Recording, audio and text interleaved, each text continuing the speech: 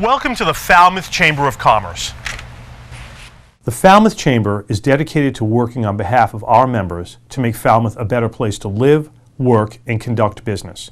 We are committed to developing the economic, cultural, educational, and civic interests of our community and welcome the support from all organizations to achieve our combined goals.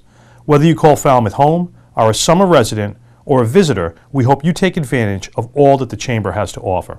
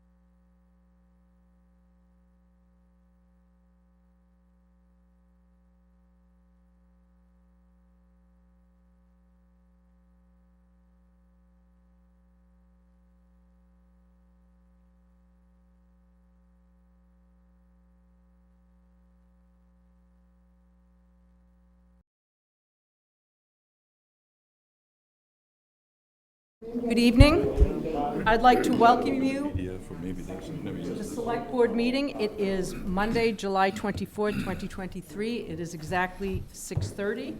I would ask that you all please silence your cell phones, and if you are audio or video recording this open session, please notify me as the chair. Thank you. And I would ask that you join me for the Pledge of Allegiance. I pledge allegiance to the flag of the United States of America and to the republic for which it stands, one nation, under God, indivisible, with liberty and justice for all.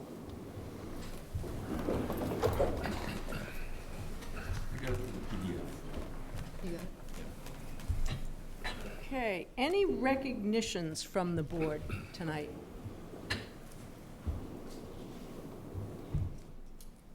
Mr. Brown? Reflecting back on the July 4th weekend, I'd like to recognize the police department and the efforts that they made to manage a large crowd at the beach with a lot of, not a lot of officers on hand, but they got through it, so congrats to them. And thank you to Chief Laurie. Any other recognitions? Announcements?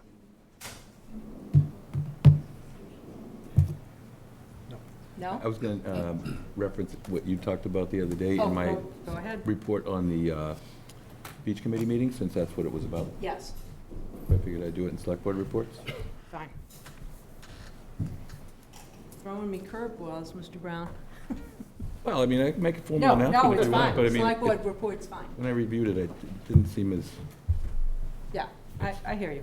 Public comment. Public comment may be made on routine matters not on the agenda this evening. Comments are limited to 2 minutes. Please introduce yourself, and since the matter has not been included on the agenda, the Select Board will not participate in any discussion or debate of your topic. Is there anyone here for public comment? Yes, please. Good evening. I'm Catherine Jansen. I'm the head of the Bicycle and Pedestrian Committee. And my comment tonight is to ask the Select Board to not automatically renew the Church Street parking lot lease with the Steamship Authority. We have some serious concerns about pedestrian and cyclist safety, both for visitors and for residents of Falmouth. And we would like to use the renewal of the lease as an opportunity to get a traffic study in the Luscombe Railroad area to improve safety. We've talked to the SSA board, and Mr. Jeffries is terrific. The board is less interested. So we're asking if the select board would consider delaying, just not auto-renewing the lease and using that as an opportunity to get a traffic study in that area. Thank you. Thank you very much. Anyone else here for public comment? Okay, seeing none. We will go on to our committee interviews, and our first committee interview to vote and appoint is with the Cultural Council. Mr. Renshaw? Thank you, Madam Chair. There are currently 3 vacancies, one unexpired term ending June 30th, 2024, one term ending June 30th, 2024, and the last term ending June 30th, 2026, and we have 1 applicant. Okay. Patricia Kaufman, are you here? Yes. Oh, please come up.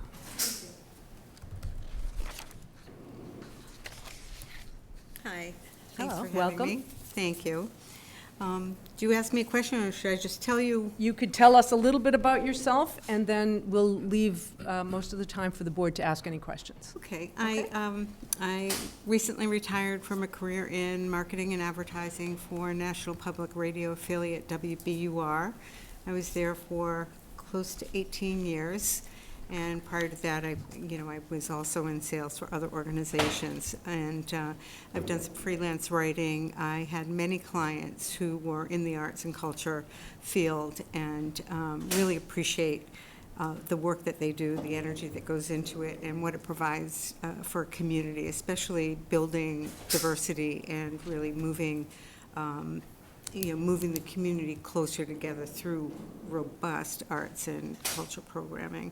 And I want to bring that to Falmouth because I live here now and I want things to do. And I'm sure that so many other people will take advantage of what we have to offer. Thank you. Any questions or comments from the board? Mr. Muscali? Just wondering, what term would this be for? What, is it the 2026 or the 2024? Does it say?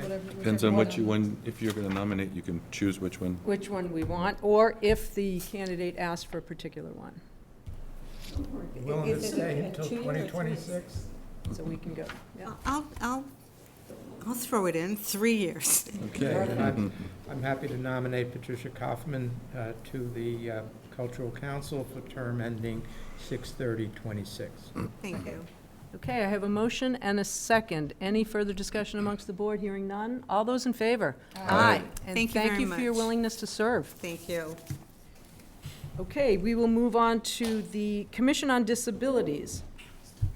Thank you, Mr. Chairman. Renshaw? We currently have 5 vacancies on the Commission on Disabilities, 2 unexpired terms which end on June 30th, 2024, 2 terms which end on June 30th, 2025, and 1 term ending June 30th, 2026.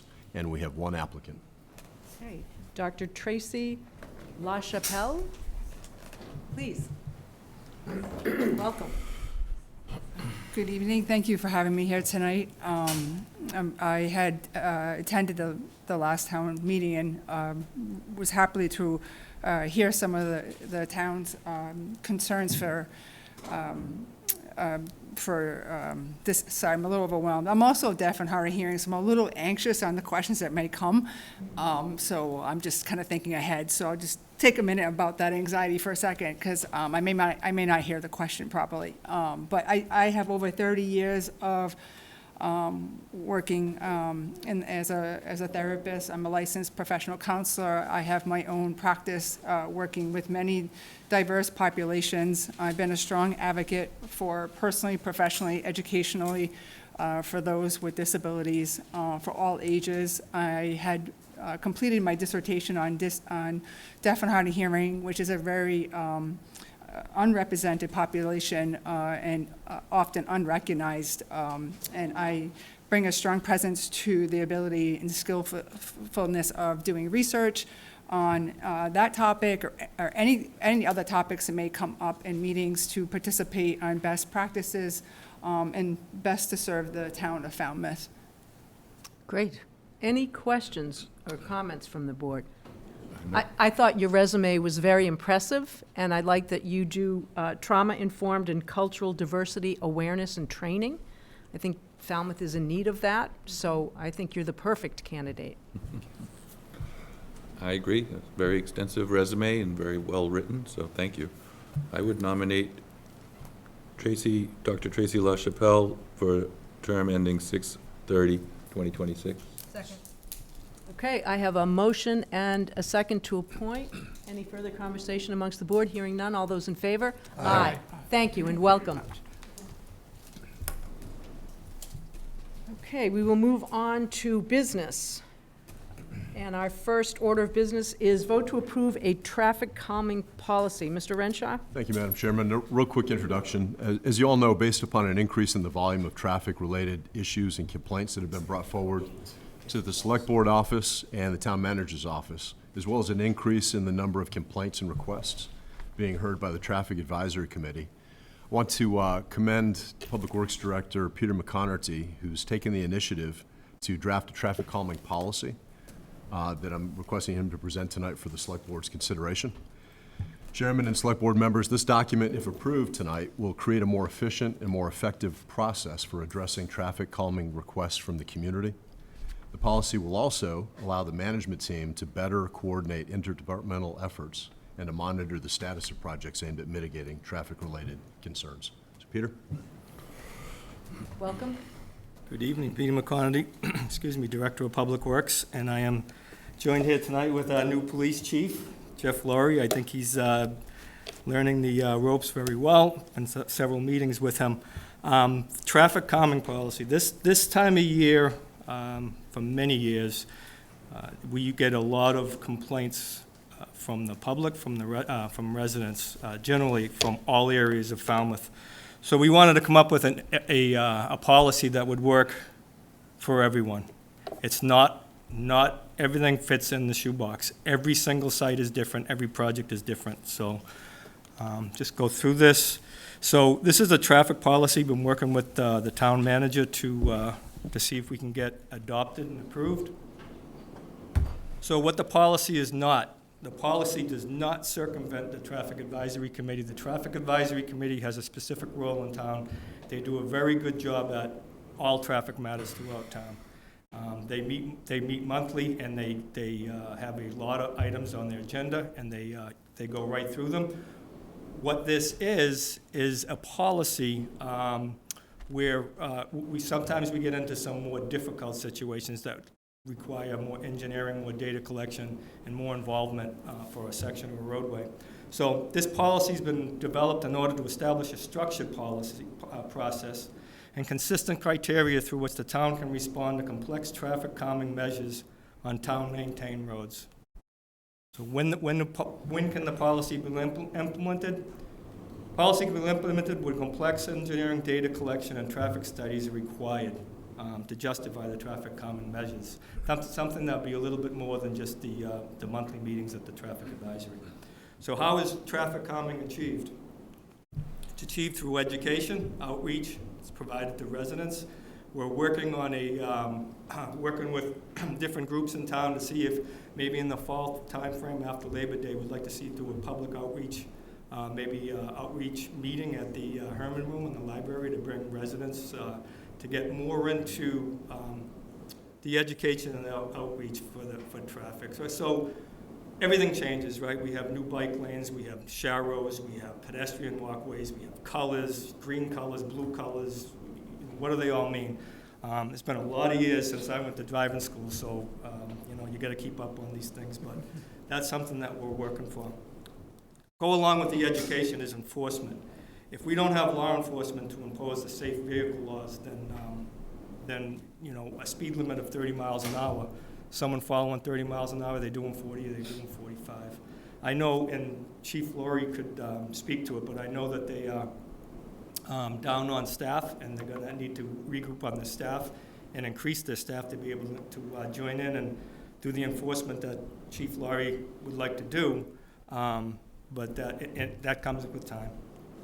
So engineering is a third part of it. It combines physical measures to reduce the negative impact of motor vehicles, alter driver behaviors, and improve the conditions for pedestrians and non-vehicle street traffic.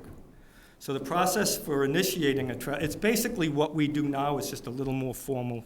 We're going to be asking more from applicants, and applicants are going to be expected to get more from the town and Public Works. So applicants will present their traffic concerns to the Traffic Advisory Committee. In most instances, the Traffic Advisory Committee can resolve the concerns with no additional follow-up. For more complex traffic-related matters, the TAC may vote to recommend that the matter be forwarded to Public Works for traffic calming review. Once Public Works receives the matter through the approval process, the applicant will be contacted and sent a traffic calming application. There's several pages to be filled out. And when the applicant returns a completed application, Public Works will work with the Falmouth Police, Fire, and Engineering to collect the information and data required. Once again, all traffic-related matters are different, so specific information will be collected for each traffic matter. And the basic time frame for a traffic calming decision is 45 days. And the response time, due to our workload, and it'll be done in-house, we will not be hiring outside consultants for the majority of the work. The response time may be altered depending on the department's workload. So traffic calming that requires a traffic study. So when you hear a lot when people say traffic studies mean a lot of different things, and it means different types of data collection that's needed for a specific roadway segment. I'm just going to go through most of the common ones that we see. We're going to do speed and volume on the streets. We're going to do accident data reports and other relevant reports. Of course, working with the police and with Chief Laurie. Be doing existing sidewalk network and ramps. Adequate sight distance and absence of sight obstructions, street characteristics of a roadway, the location of adjacent curb cuts, on-street parking, street lighting, location of drainage structures, that can be a big, for Public Works, that can be a big item. Traffic signal progression, and some we don't have that in Falmouth, but traffic signal progression is when you have a series of traffic signals and they're timed. So you do the speed limit on that roadway segment, it gets you through the lights. If you speed up through the lights, it'll stop you and slow you down when you do sets of progression traffic signals. And other field observations is needed as we go through the study. So what has Falmouth done? So we haven't been, it's not that we have not been doing anything. We've been doing a lot throughout the years. Times are changing. Traffic is getting more dense on the Cape and specifically in Falmouth. So what have we done? Well, over the years, let's take a look. So this is a recent project that we did, that we just completed up on Curly Boulevard. It's a roadway lane narrowing. They also call it a road diet, where you have a wide segment of roadway. This roadway was approximately 45 feet wide. And you don't need 45 feet for two lanes going down towards Old Silver Beach. So what we were able to do is get a grant. This was actually part of our Complete Streets work. We got a grant through the state to create this bike lane. It's a 10-foot wide bike lane, 2 directions with a 5-foot buffer. And what we're looking at here is, of course, you got the speed limits 30 and a rotary ahead. You have a person running across the crosswalk from Old Main Road. You have a motorcycle stopped in one way, a vehicle stopped, and a pickup truck stopped in the other way, and another pickup turning down a roadway. When this photo was taken, there was other photos with bicycles in the lane, but this was the best that I thought came out with the best to show the conditions on Curly Boulevard. Catherine Lee Bates Road, Sharrows. So we many years ago, probably about 2012, we implemented installing Sharrows on roadways. We did them on Catherine Lee Bates Road. We also have them on Shore Street, and there's some other roadways in town that we also have them on.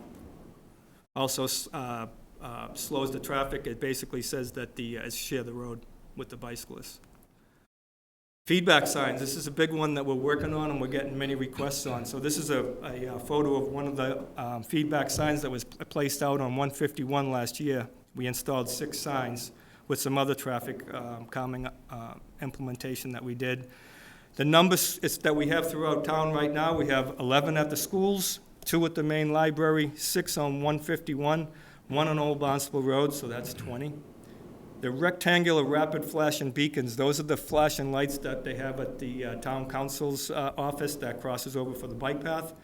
We have 2 on Locust Street and Woods Hole Road, that's at the bike path. We have 2 on Old Barnstable Road, that's where the crossing of where the golf course is. We have 2 at Quissit Avenue, that's down by the golf course. They are private and they have a license. So there's a total of 6. And then projects underway, we're looking at 2 on Woods Hole Road that was approved under an article, town meeting. We have two new ones that the state was granted us for the East Falmouth Elementary School. Those are getting older now, so the state granted us 2 new ones, so those will be installed shortly. Curly Boulevard and Old Main Road, there's 2 going up on the project we just spoke about on Curly Boulevard. And Sippawisset Road and Quisset Avenue, we're looking to put 4 of them in for our capital improvement account coming up in November. So with these signs, these flashing signs, over the past 7 or 8 years, we did all the schools. The ones at the schools were antiquated, they were electric, they weren't solar, they weren't working, they required a lot of repair. So over the past several years, we were able to replace all the flashing feedback signs at the schools. Median and refugee islands, Queens Byway, so this is something we did back in 2016. That was a wide intersection. We had an old, it was a homemade flashing light that was always getting hit by wide-turning vehicles trying to cross down Queens Byway. So we created a granite refuge island. So the idea of these refuge islands is you want to keep the pedestrians out of the street, so it gives them a chance to get into an island, a safe area, before they cross the second lane. And also, as you can see, there's a no-through traffic sign that we look to enforce. Main Street, back in the 1990s, we did these bulb outs, the choker islands. Once again, it gives the pedestrians an area to step into the street so they're not in the street. So when they do these traffic studies and they look at these crosswalks, you want to reduce the amount of time that a person is in the street. So a person standard walks about 3 feet per second, and give or take, that could, for elderlies, it's less, for children it's more, and for teenagers it's more, but they average range around 3 feet per second. So this is something that we have not done in town, but we've had a lot of requests for. Speed humps and speed tables, that obviously they're used to calm traffic and to slow traffic down, but they also have a lot of concerns that come along with them. So the first one is a speed bump. The speed bumps are the old style bumps. You go over it doing 30 miles an hour, you hit it. It's not good for motorcycles, it's not good for plows. That's typically what's used. We wouldn't use those. That's what would be used in a parking lot or in a mall. The speed hump is like a mid-block. They're 12 to 14 feet. It's a mid-block. It has a rounded top on it. And they're painted. It comes with signage. It's so they place them mid-blocks to slow the traffic down or discourage traffic. So one thing you got to watch out for is if people know that there's a speed hump on a roadway, they may take the adjacent roadway to avoid that, so you might be pushing that traffic problem to an adjacent street. And then they have a speed table. So the speed table is basically the same thing as a speed hump, but for a speed table, they usually put this at intersections, so you'd see like a raised crosswalk, and they do a texted top of the crosswalk to them, like a brick style or a different style, so you know when you're on them when you're driving over them. But it's a flat top, so it's like a crosswalk. And speed studies, all right? So we've been having a lot of requests for segment speed studies. So the town of Falmouth has a list of segments of roadways that have had speed studies on that range from 30 miles an hour up to 45 miles an hour. Some of them are 25 miles an hour. It's set by the state. The state's the only one that can revise a town's speed limit. So if it was requested and it went through, a letter would be sent to Public Works, and then we would look to get a proposal from our consultant to go out and do a speed study on a section of roadway. That speed study gets sent to Mass DOT and they review it. Most times we do we try to cut it off and do a spot check for a speed study where we will get an indication of, is it going to make a change? Is it going to change the speed limit? Is the speed limit going to go higher? Most times that we check these, that the speed limit does not go lower. And the theory behind it is when they go out and check these speed studies and for speed limits, they say that vehicles will drive the speed that they feel safe on the roadway.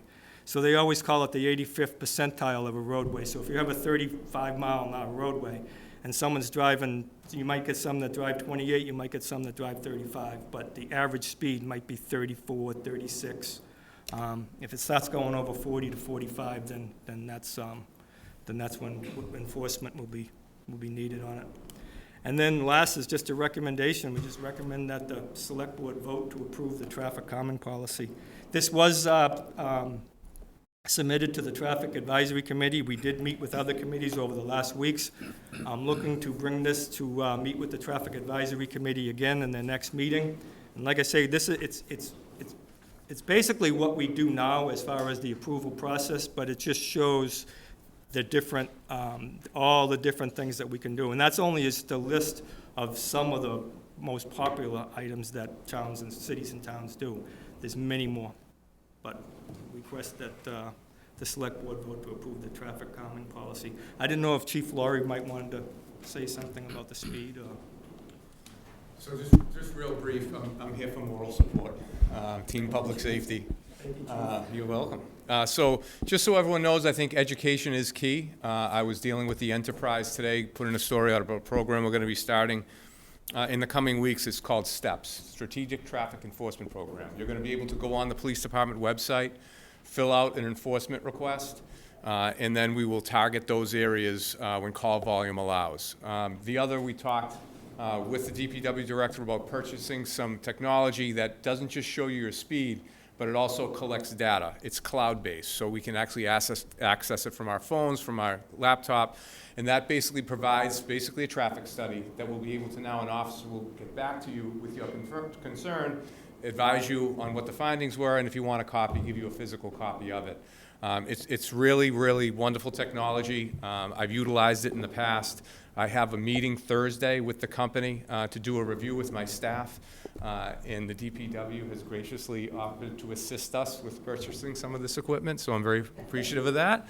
And so hopefully in the coming weeks and months, you're going to see a concerted effort on our part to address your traffic concerns. And what this does is it allows us to basically have the data of when the violations are occurring so we can properly put out our assets to deal with the problem at hand. So I look forward to developing a traffic program here, a traffic officer. That'll be their primary responsibility, because it is basically it's the number one complaint really that I'm seeing in my brief time here is traffic-related concerns motoring in Falmouth. So, but thank you all again. It's been, I'm in week 4, it's a big learning curve, but it's going well, and I just want to commend my staff and the community for their overwhelming support the last month. Thank you. Thank you. Questions from the board on this policy? Mr. Brown?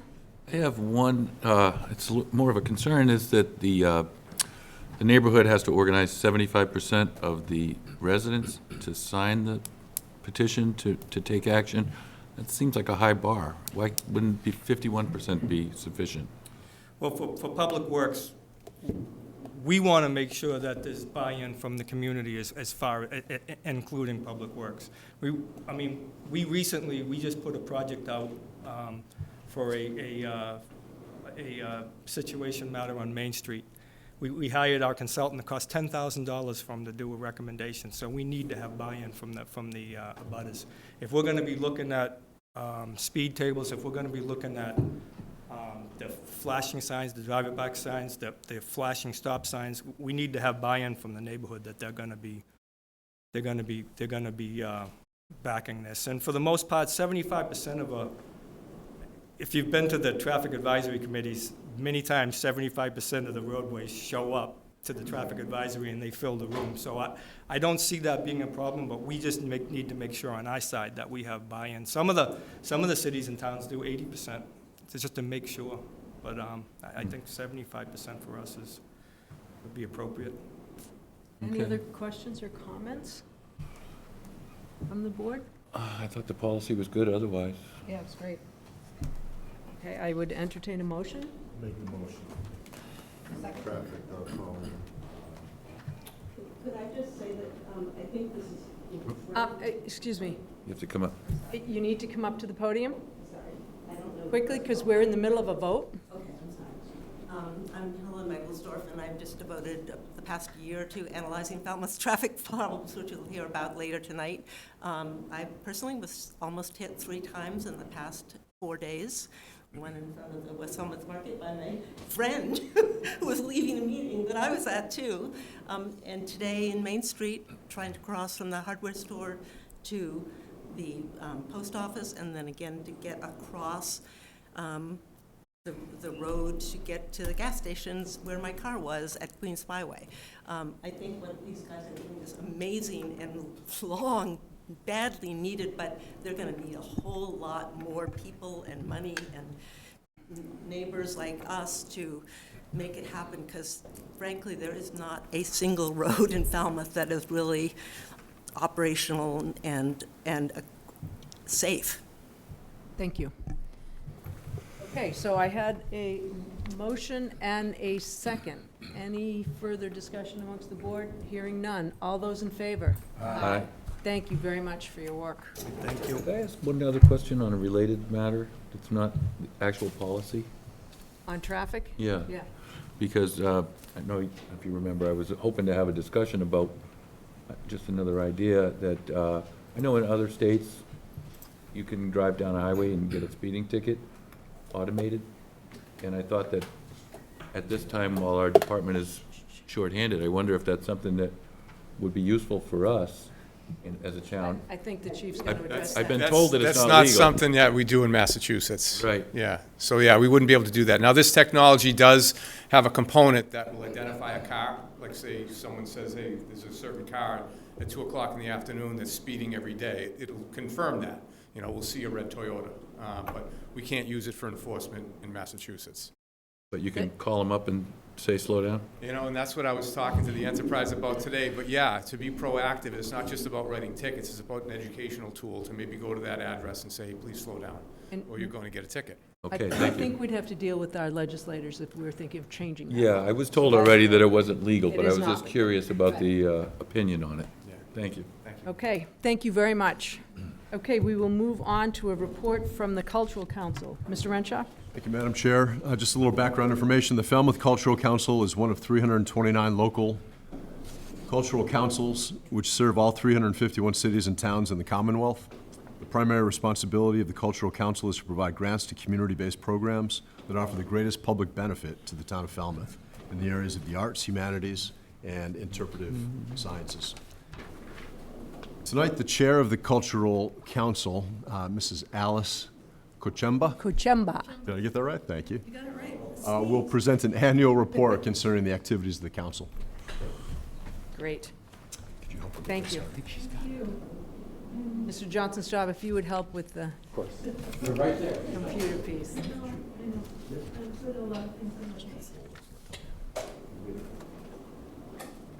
Okay, Ms. Kochemba, we have slotted you for 15 minutes, please. Yes. Okay? Yep. We're a little behind. It's okay. I always say thank you very much. I'm a poet, so I time everything. And I want to stop a little sooner so that you can ask some questions. Everything that I've written, everything on these slides is in the handout of the annual report, which I call the prose. This is the poetry. And we should be able to cover a lot of ground quickly. The mission statement is in what you have, and I just want to say that the postcard is part of the Calliope Postcard Project. Wish you were here, where hopefully everybody will celebrate the town through writing a postcard. For every $1 of public money spent, $7 is generated in local revenue. That's the source is the Mass Cultural Council. So the arts and cultural programming are good for Main Street and good for the town. And if you look at the mission, it says essentially, people don't realize this, it's also programs in the arts, humanities, and interpretive sciences. And what I want you to look at is inclusion plus excellence gives us the maximum public benefit, which is really the ultimate criteria in making grant decisions.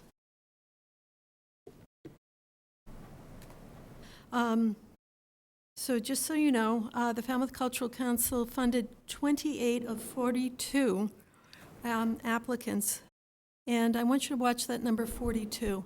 It went up from 34 to 42, and the amount of community engagement we are doing, we are hoping that number jumps and that we're going to continue to deepen the pool. which means that we have our work cut out for us.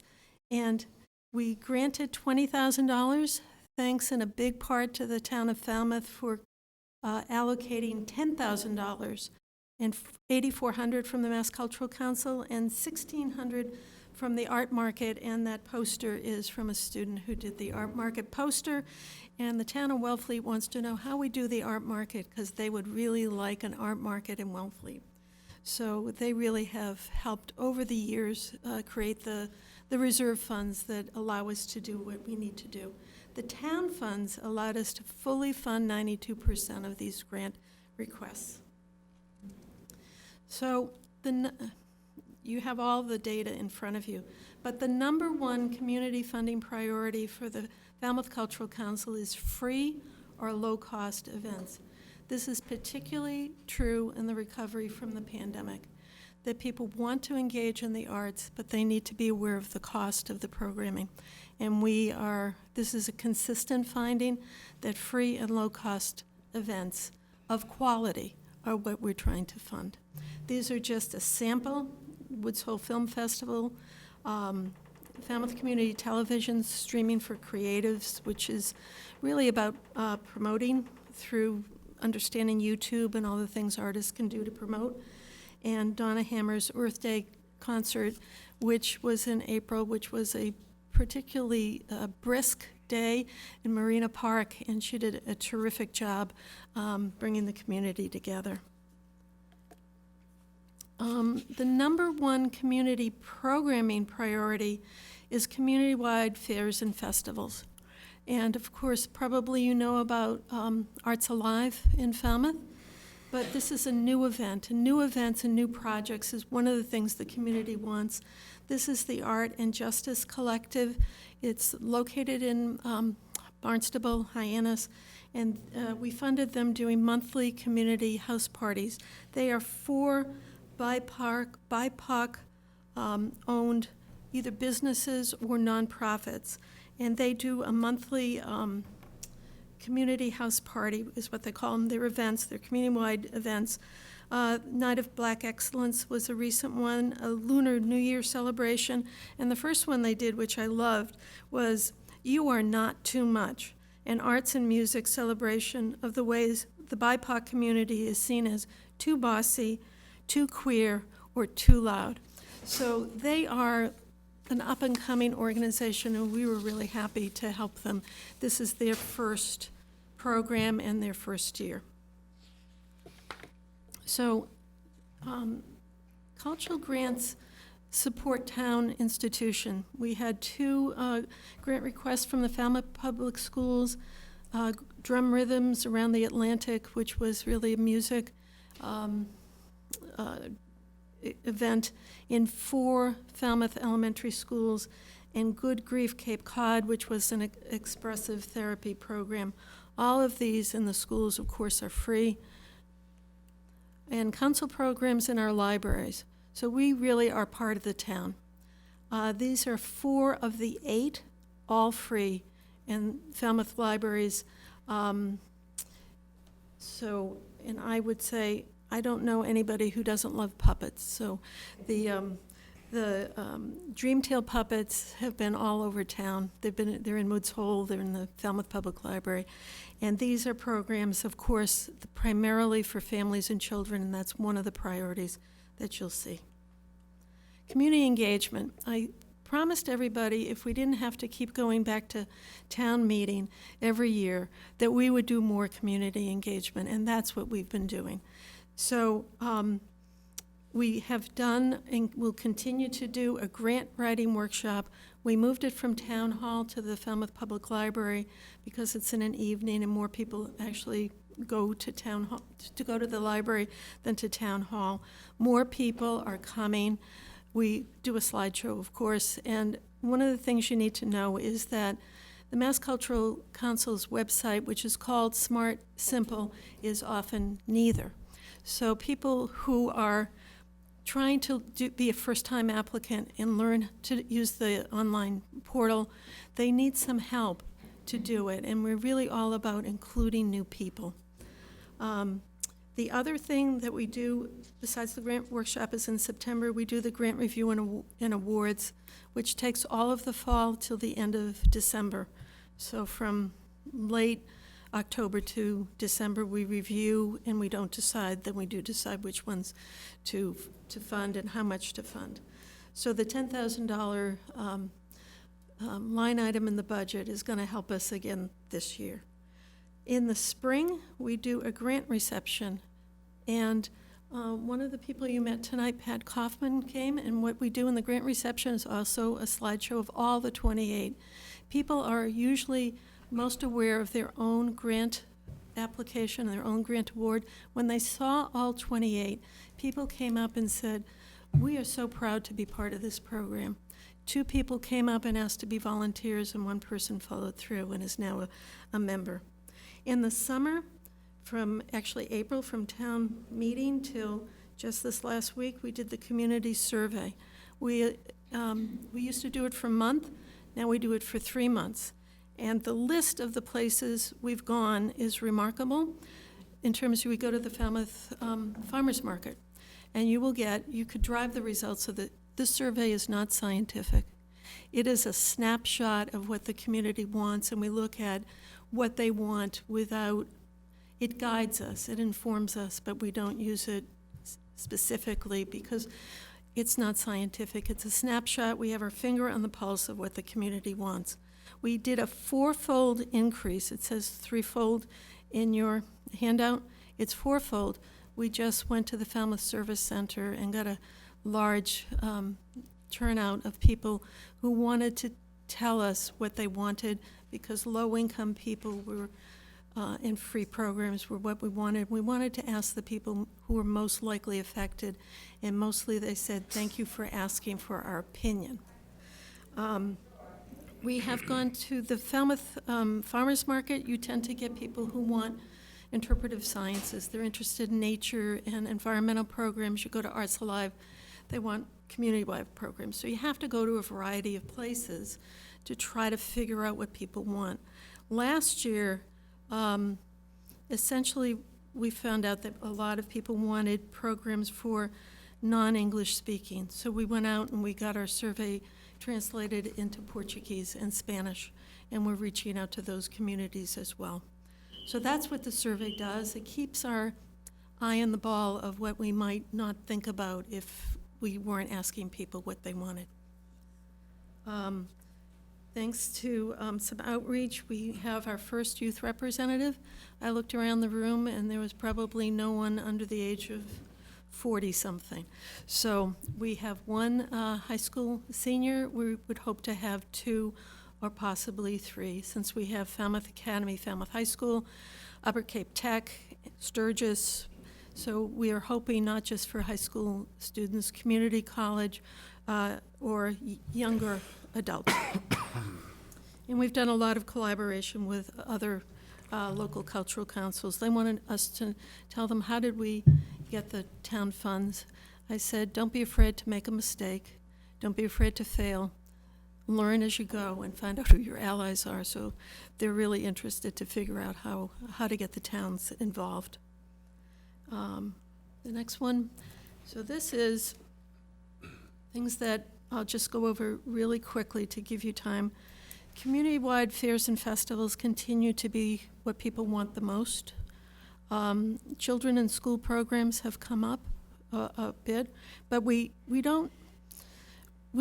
use these to inform our decisions. We would never say no to a fine and applied arts activity because it wasn't listed as high up as a school program. We just know pretty much what people are wanting.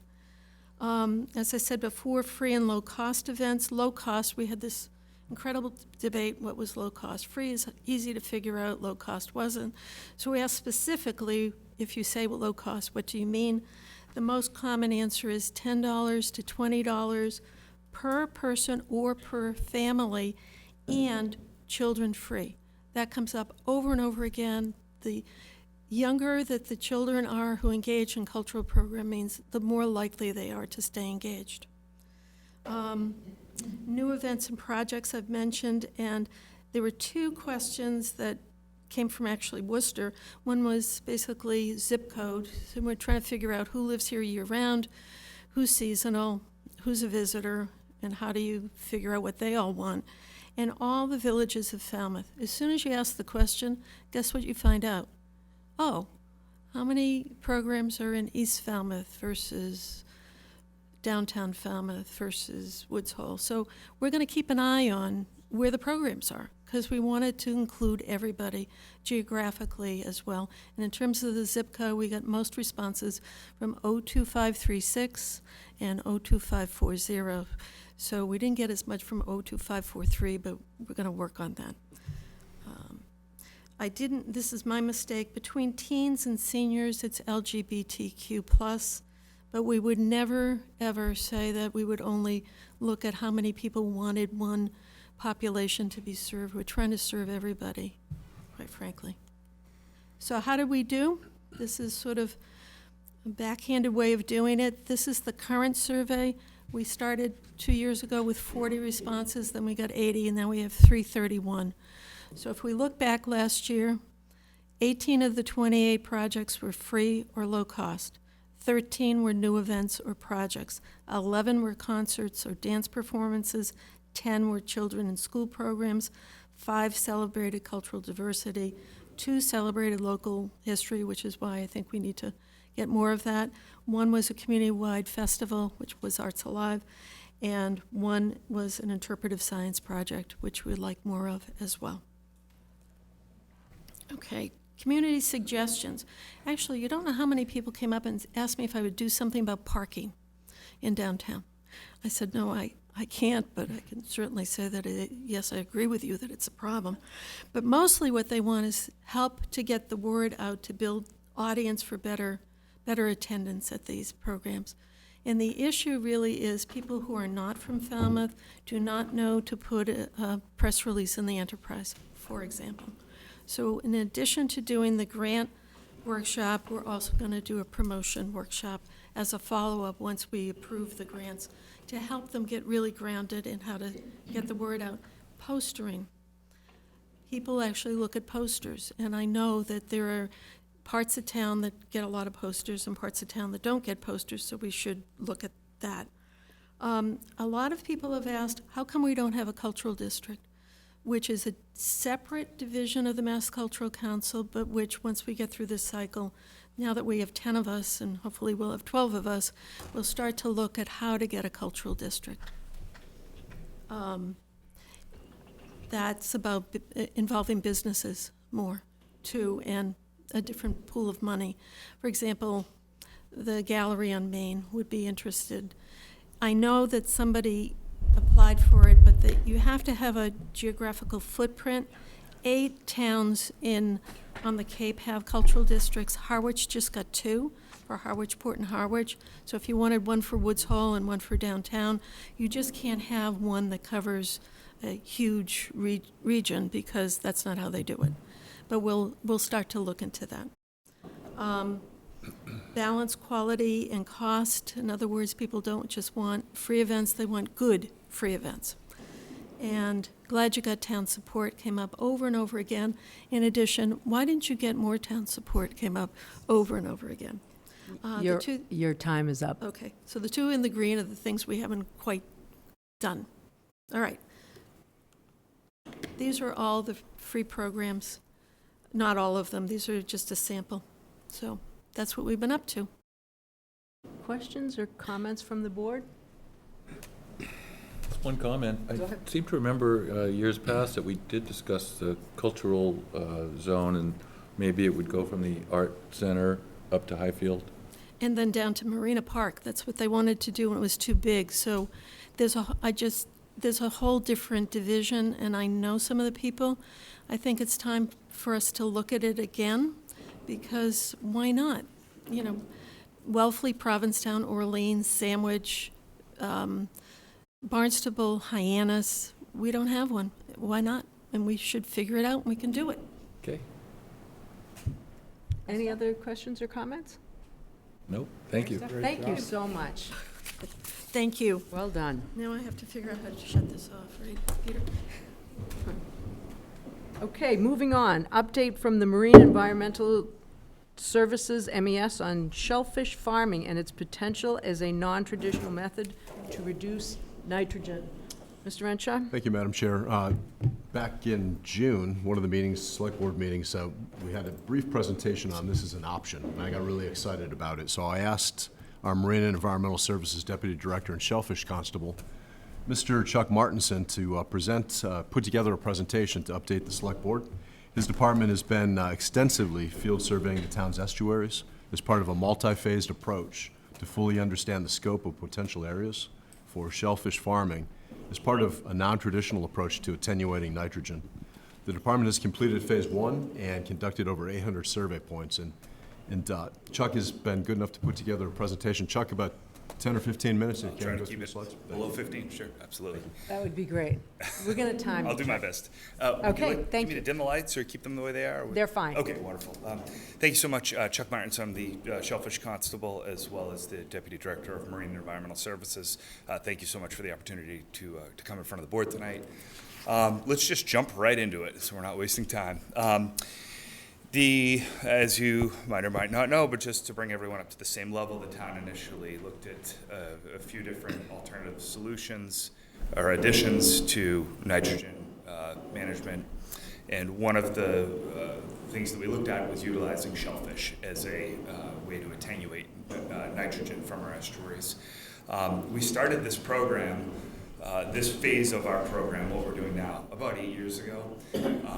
We have built it up in a number of different ways. We have almost 300 volunteers. We've had 23 interns. We've collaborated with the Sheriff's Department, job training with them. We've collaborated with Rod and Gun Club, Upper Cape Tech, the Falmouth Newcomers, and we've created basically a volunteer force to do a bunch of different projects and to really, act as almost like a booster group for our department.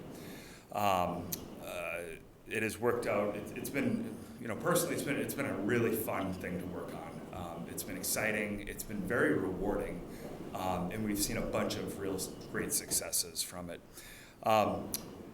We're going to focus on oysters, but one thing that I do want to kind of reach back to is that we're not just talking about oysters. I like to think of shellfish.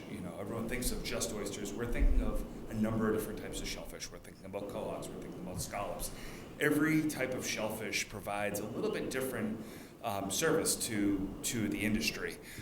For instance, scallops you can grow in areas that you cannot grow oysters in or cohogs in because you eat the adductor mussels. So you can grow them in areas that might be a little bit more affected by nitrogen or other things that are keeping these areas closed. So we looked at a number of different things. We did, however, focus a bit on oysters, but we are looking at other things, other opportunities to kind of, use other types of shellfish. These are our upwellers where we initially grow the shellfish in. We get them, they're the size of a grain of sand. They roughly come in, 2 tube socks. We'll get about 1.5 million, 2 million animals for our own program. These were leased out subsequently to the private side when we did the shared partnership. And we'll get into that in a few minutes. The initial farms that we did, these are the farms, we've got 2 farms here from Little Pond, 2 separate years. Kind of a hallmark of our farms, we like them to look neat. People that have lawns up in these estuaries keep their lawns and properties in good order, and we try to also keep our farms in good order. We don't want to be looking out into our backyards and seeing a really messy situation. There's an aesthetics piece to it as well, I guess is what I'm getting at. This was one of the first few farms that we had set up in Little Pond. Extremely successful. What you're looking at on the left there is we've got on the top row, we've got scallops. In the middle, we've got cohogs. And then around the 3 separate farms on the side, we've got oysters. So we've got a kind of a poly system working there, very successful. We further, on the town's end of things, looked at overwintering, modified some overwintering stuff. One thing that people don't know is that we pull oysters out of the water around Christmas time, and we hibernate them. all the way to about St. Patrick's Day.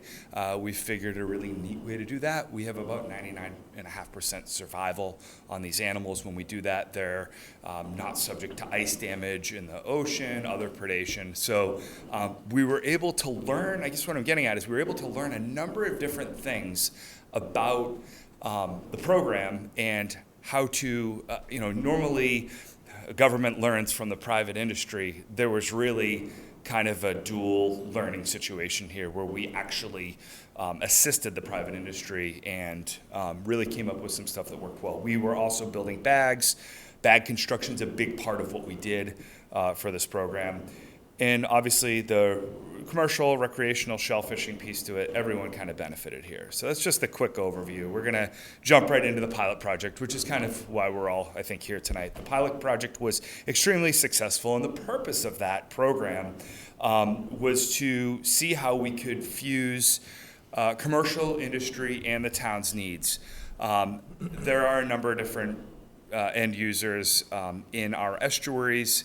We recognized that, and we really had to make it a situation where everyone benefited, and we were able to accomplish that.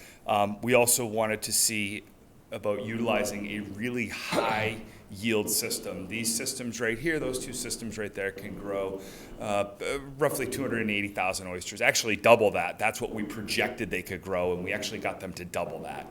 A little bit about this. This is a float that the town leases out. We've got the bags the town leases out, the framework or the gear which floats up and down. The town leases that stuff out.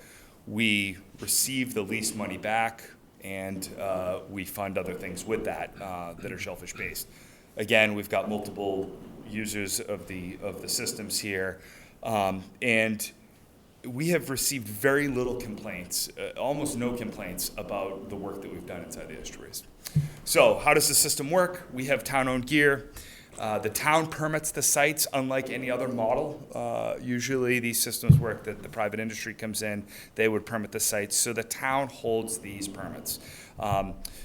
Peter was very involved with us in working through these very, intricate and detailed, the bureaucracy of it to get through it, I guess, to say it the best. And we were able to thread that needle, and this has never been used in Massachusetts ever. The one thing about oyster farming in Massachusetts is there's a law that you can charge no more than $25 an acre for an oyster farm. And my opinion is that these are much more valuable than $25 an acre. So we needed to find another way to utilize this. So what we do is we permit the sites, we put the oyster seed, the oyster seed is provided by the growers, sold to the market. There's a rental fee.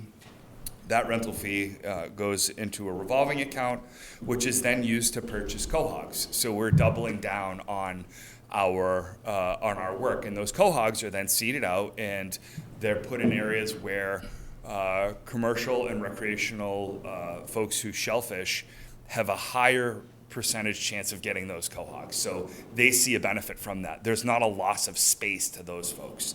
There's actually an increase. So, when they look out and they see oyster bags out there, there's a pretty clear nexus that that's ultimately going to mean more shellfish for them as well at the same time.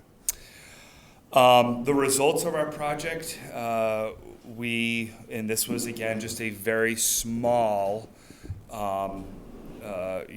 small scale, but it's equivalent of 36 sewer connections or 180 kilograms a year of nitrogen removed. There was initial investment of $200,000. We've received back to date about $90,000 of that. We will have another 60 coming in, and we'll close the gap on that shortly. As far as the annual revenue, we're looking at about $300,000. So again, it's a very small scale. The question that I think I have for the board is, if we ramp this up, what would the board and what would the town like to see? There's a model where you could have a full share and move forward with something along the lines of 70 more farms. We've gone out, we have looked at these areas to see how much they could take on, and how we could apply this model. It is a model that we could ramp up. or it might be, something that's a little bit more modest than that. It really is, that's the determination and the guidance that I'm looking for on our end. And so, as far as nitrogen reduction, we know that we get a level of nitrogen reduction. How much credit will be given for that still is something that needs to be answered. The thing about dealing with shellfish is that unlike all the other ways to get nitrogen out, is there's really, there's a very low cost to yield, kind of piece to it. You receive a lot of value back for your investments. And not that you don't with a sewer or anything along those lines, but it actually builds industry. There's a very large industry that is available right now for us to build. As far as how other communities handle it and how we're handling it, other communities allow people to kind of come in and just apply for individual spots. We've taken a much more proactive approach on the planning piece to that.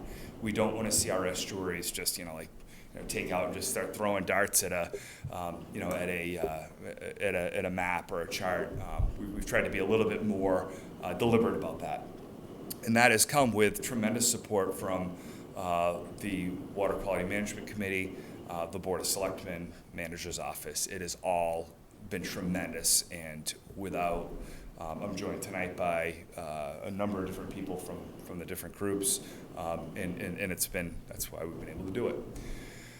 Where we're at right now, it's just kind of moving forward. We've hit phase 2. Phase 1 is done, so we've gone out. We've surveyed these areas. We've got about 800 points that we've looked at, everything from the bottom composition to the eelgrass to the potential for being able to permit them. And it's kind of a not so quick, but quick snapshot of everything that's out there. So we know roughly 1 to 200 acres is what we could do. And at this point, we need to be looking at an environmental impact review if we really want to go big. If we want to go over 10 acres, that's really where we've determined we need to go with that. And that's, kind of as far as a next step.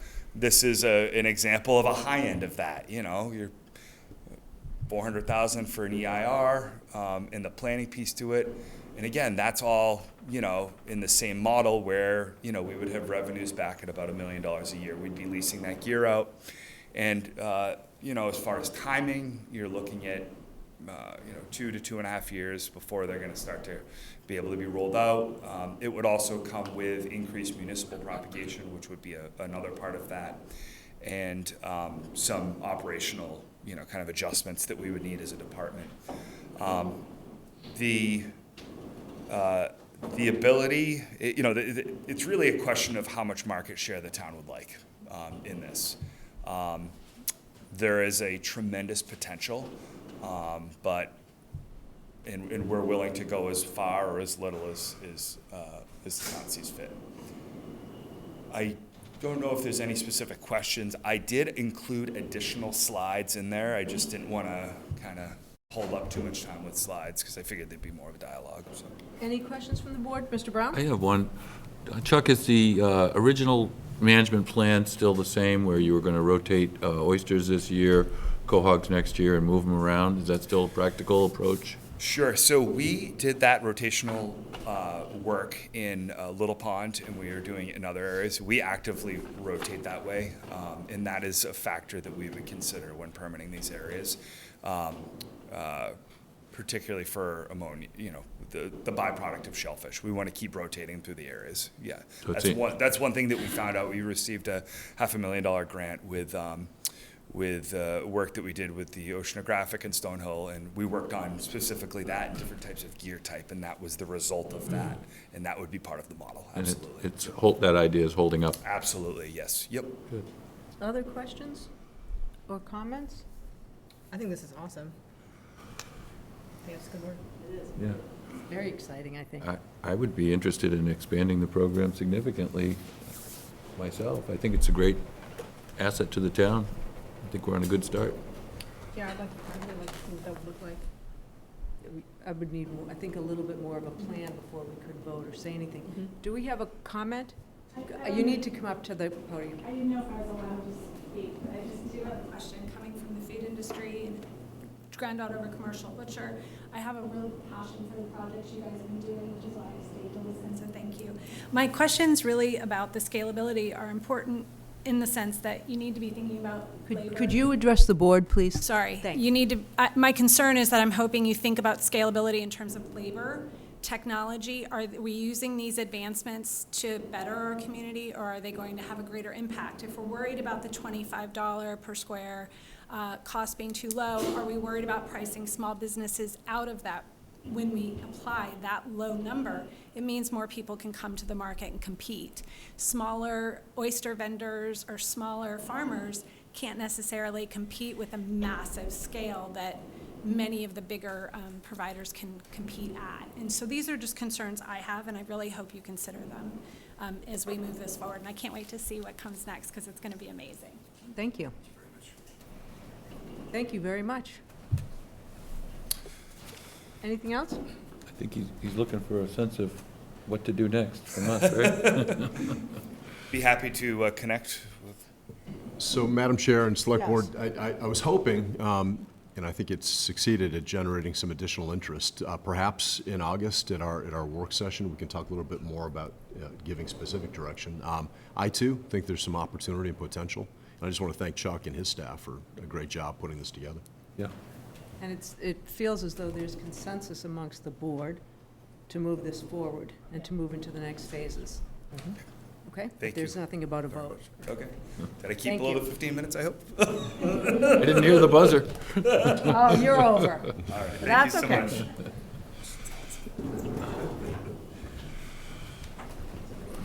much. Okay, next, we have, acting as the trustees of the Falmouth Affordable Housing Fund, vote to approve Falmouth Housing Trust application to the Affordable Housing Fund of Club Valley Drive. And I'd like the folks to come up to the podium, please.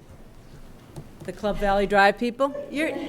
My names are Linda and John Bowers. Linda and John Bowers, I actually pre-warned you that this was going to happen, because I think this is really huge for our town.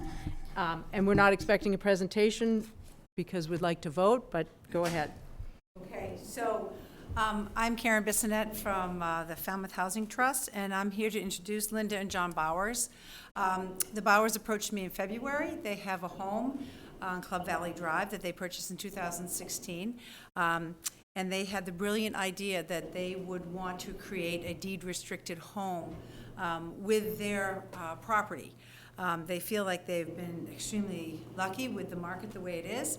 And they went out and got an appraisal, and they are selling the home to Falmouth Housing Trust at a bargain sale, which in turn allows Falmouth Housing Trust to make this a deed-restricted affordable home, and we're doing it at 120% of area median income. And that would be a family of four that makes no more than $138,000 a year. So that is that missing middle that everyone talks about. It would be, and of course, if you're at a family of five, it would be a little bit more than that. Family of three, a little bit less. Housing Assistance Corp will help us with that resale. So I just hope that, and the reasons they tell me they did this is because they really feel that they would like to pass along their good fortune to another family, and that would be in perpetuity, so it would be other families for the life of that house. I brought it to our housing coordinator, Kim Fish, who then brought it to Peter Johnson Staub, and they both thought it was a fantastic idea, and hoping that this would spur others to maybe do the same thing, because as you know, property has increased quite a bit. So I know that without this out-of-the-box thinking, we are never going to be able to touch this housing crisis. So I just wanted to introduce the Bowers and thank them publicly for what they're doing. And they have some grandchildren they're going to move closer to in Connecticut, and that is the reason that they're leaving our community. So this is their gift to us. So thank you. Very nice. And we have a motion, if anyone would like to move it, but firstly, I would like to really say on behalf of the town, Mr. and Mrs. Bowers, this is an incredibly generous gift, and we're very appreciative. So thank you. Very nice going away present.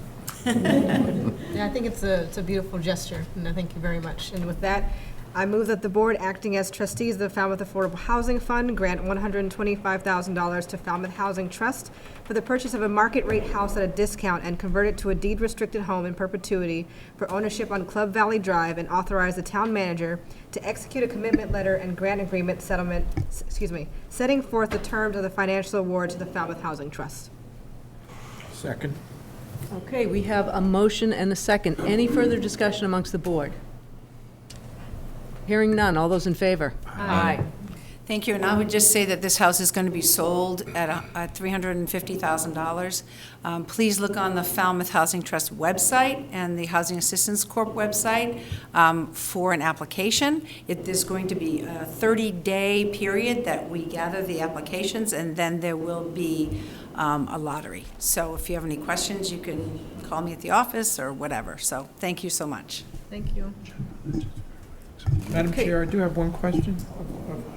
Go ahead. Just, would there be any local preference? Is there a possibility of a local preference in this kind of a sale? I do not believe there will be local preference, and we can certainly look into that. The state will not be, because it's at 120% of area median income, we don't have to go to the Commonwealth to get permission to do this.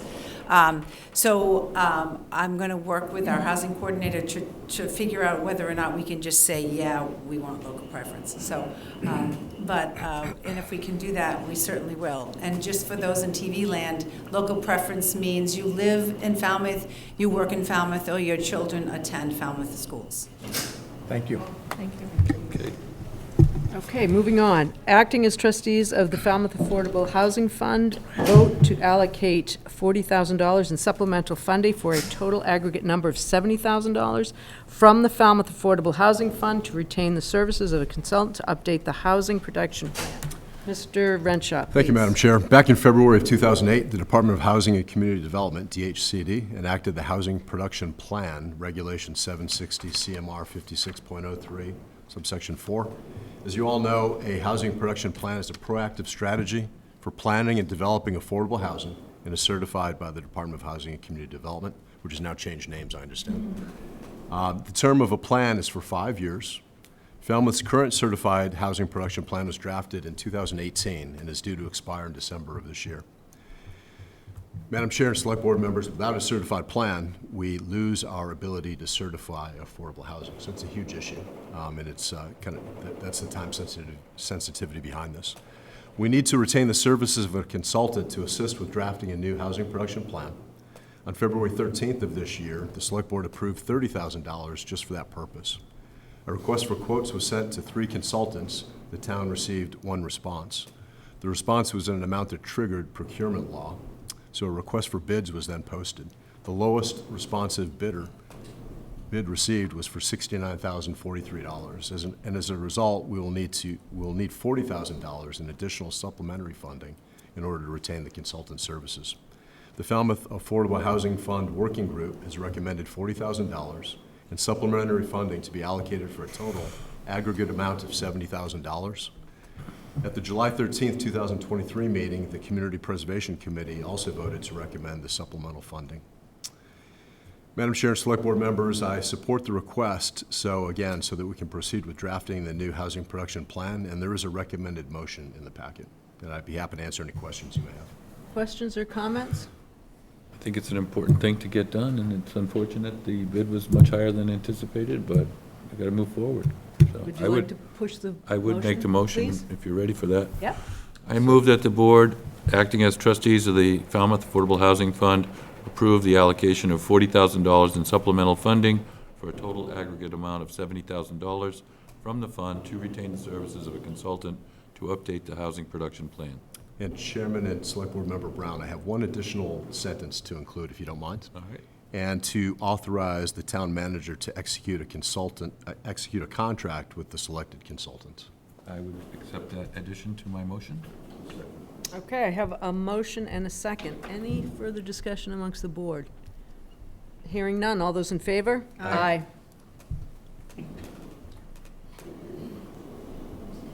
Is Kim here? Okay. You're welcome. Okay, moving on. Vote to approve a letter of support to Mass DOT to conduct a road safety audit along Route 28A in West Falmouth.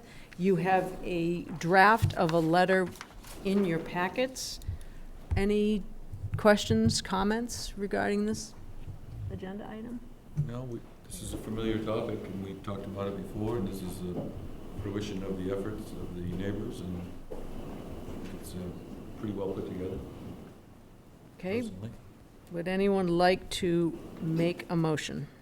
I move to approve and to send the letter. I'll second Mr. Clark-Price's motion. Okay, we have a motion and a second, and as I said, you do have a copy, a draft in your packet. So we have a motion and a second. Any further discussion amongst the board? Hearing none. All those in favor? Aye. Okay, we're going to move on to number 7. Okay. Nomination to consider naming the town. Folks, I need to move on. Nomination to consider naming the town's water treatment plant the Ray Jack Water Treatment Plant. I have this for 5 minutes. Keep in mind that you should have a copy of the naming policy in your packets, and you know that this simply kickstarts the year. Mr. Rafferty, welcome. Thank you. My name's Steve Rafferty. I'm the past water superintendent for the town of Falmouth. I worked for Ray Jack for that entire period. I can tell you that Ray never ran a popularity contest. And I can also tell you that Ray worked from the sort of the Old Testament perspective of a lot of rules and no mercy. However, I've learned with my lifetime to measure people for their accomplishments. Folks, can I ask you to stop talking in the back, please? It's distracting. Go ahead, Mr. Rafferty. Okay. And so I've learned to always measure people for their accomplishments. And the reason I put the suggestion in to name the water plant after Mr. Jack is because specifically of his accomplishments in water treatment and operation and how that benefited both the town of Falmouth, but more specifically how it's benefited the Commonwealth of Massachusetts. The town of Falmouth has a water treatment plant, the Crooked Pond Water Treatment Plant, that was guided by him to fruition. It has a high level of treatment. The U.S. Air Force paid for the entire cost of that facility, and he ensured that it got treatment in there that was above and beyond the minimum, but the maximum. Similarly for the Long Pond plant, his vision and knowledge of water treatment really drove that plant to be the plant that it is, with some additional processes beyond what you need just to meet the state's requirements. But the real big thing that I don't think anybody really knows about Ray was the role he's played over the years in the Mass Waterworks Association, both as an officer and an ongoing member. Within the Commonwealth of Massachusetts, there is in place now a program to license the treatment plant operators. It's a 4-step process. You have to be trained, you have to pass successive grades, you have to get time of service. And it's really intended to make sure that the people that run the water treatment facilities know what they're doing, that we get safe and secure water. Ray was instrumental, along with others from the DEP, in getting those regulations in place, getting that program up and running, and further, I don't have it in front of me, but for a very long time, he ran the program down at the community college that if you wanted to go anything above a grade 1, which is allow you to collect a sample of water to actually treat, you had to go to a 10-week course, 2 hours a night, pass that course before you could then be qualified to take the exam to go to level 2, 3, and 4. So I would tell you that if there was a water treatment plant operator in eastern Massachusetts, they've taken Ray's course, and they're good treatment plant operators because of what they've done. So I think it would be appropriate to name the water plant in town after Ray Jack, or at the very least put a plaque up to acknowledge what he's done in terms of water treatment and operation. And I thank you for consideration. Thank you, Mr. Rafferty. Any questions or comments? And again, this is the nomination to consider. I have comments, and Mr. Waterbury is also waiting. Mr. Waterbury? Oh, come up. I'm sorry, I didn't see you.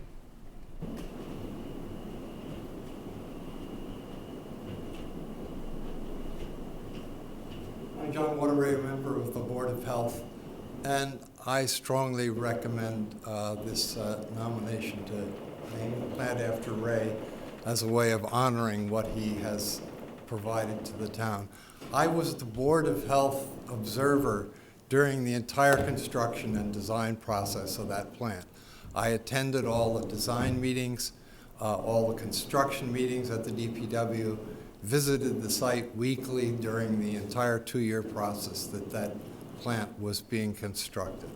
And I was incredibly impressed with the way Ray and Steve Rafferty ran that project and the way they established the working relationships with the engineers and our contractors so that everything went incredibly smoothly.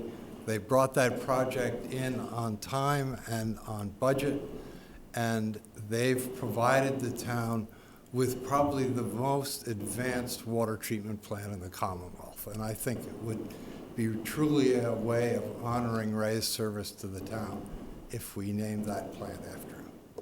Thank you. Mr. Brown? I would just add that Ray was always an advocate for the town, always looking out for us, warning us against entering into watershed permits when we may not be ready to do so. And you know, he was the only one on the whole Cape that had the vision to call for a sole source aquifer study for the machine gun range project, which was really the ultimate test for that project to determine whether or not it was safe for the Cape, you know, to have that project. And you know, I wanted to support that project, but Ray was smart to figure that out, and it turns out they did uncover some potential issues that were very concerning. So, I mean, he was just always looking out for us in every way. So, Mr. Muscali?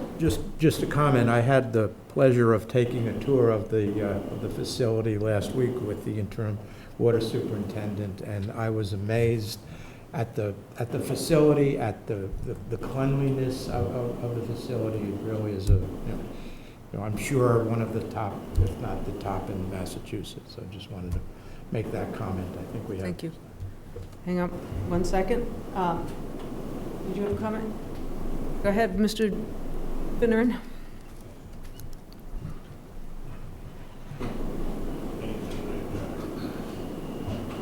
Mark Finneran, 98 Grand Ave. I had a meeting Thursday night, and whenever I'm at a meeting or at church, I always shut my phone off, and I have a habit of not turning the ringer back on. So when I looked at my phone about 10:30 on Friday morning, I was surprised to see I had about 6 calls, and all from town employees that I know. Some that I hear from regularly, just go have a cup of coffee. Others for, telling me something's going on. And then there's like a third tier that notify me when, something's going to hit the newspaper, something substantial. And none of those calls were, they had just learned that morning, we're in favor of this. These are town employees that worked here, for the better part of their lives. And I just think that side of it has to be appreciated. I disagree with this, and I'm not alone. Thank you. Thank you, Mr. Finneran. So would the board like to take this nomination into consideration and start the clock of a year? There's no vote on whether we're going to name it or anything tonight, but is that the consensus of the board? Yeah, I would move that we accept the recommendation and start the time process for the naming of the building. Okay. I'll second that. I'm not sure, are we voting on this? To start the clock moving? So I'm just double checking the procedure now. The policy does not state that you have to take any action. You've received the nomination. Okay, so we The take the action comes a year nomination later. kind of under advisement. We have a year to do, okay. So is the board satisfied with that? Satisfied with that, yes. Okay.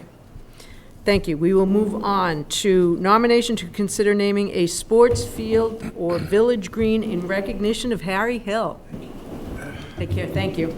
Thank you, Madam Chair. Following a June 10th, 2023 presentation to the Recreation Committee by retired Parks Department Director Brian Dale, during which Mr. Dale proposed to the committee that a recreation field or town green be named in honor and recognition of deceased Department of Public Works employee Mr. Harry Hill, who passed away in March 2023.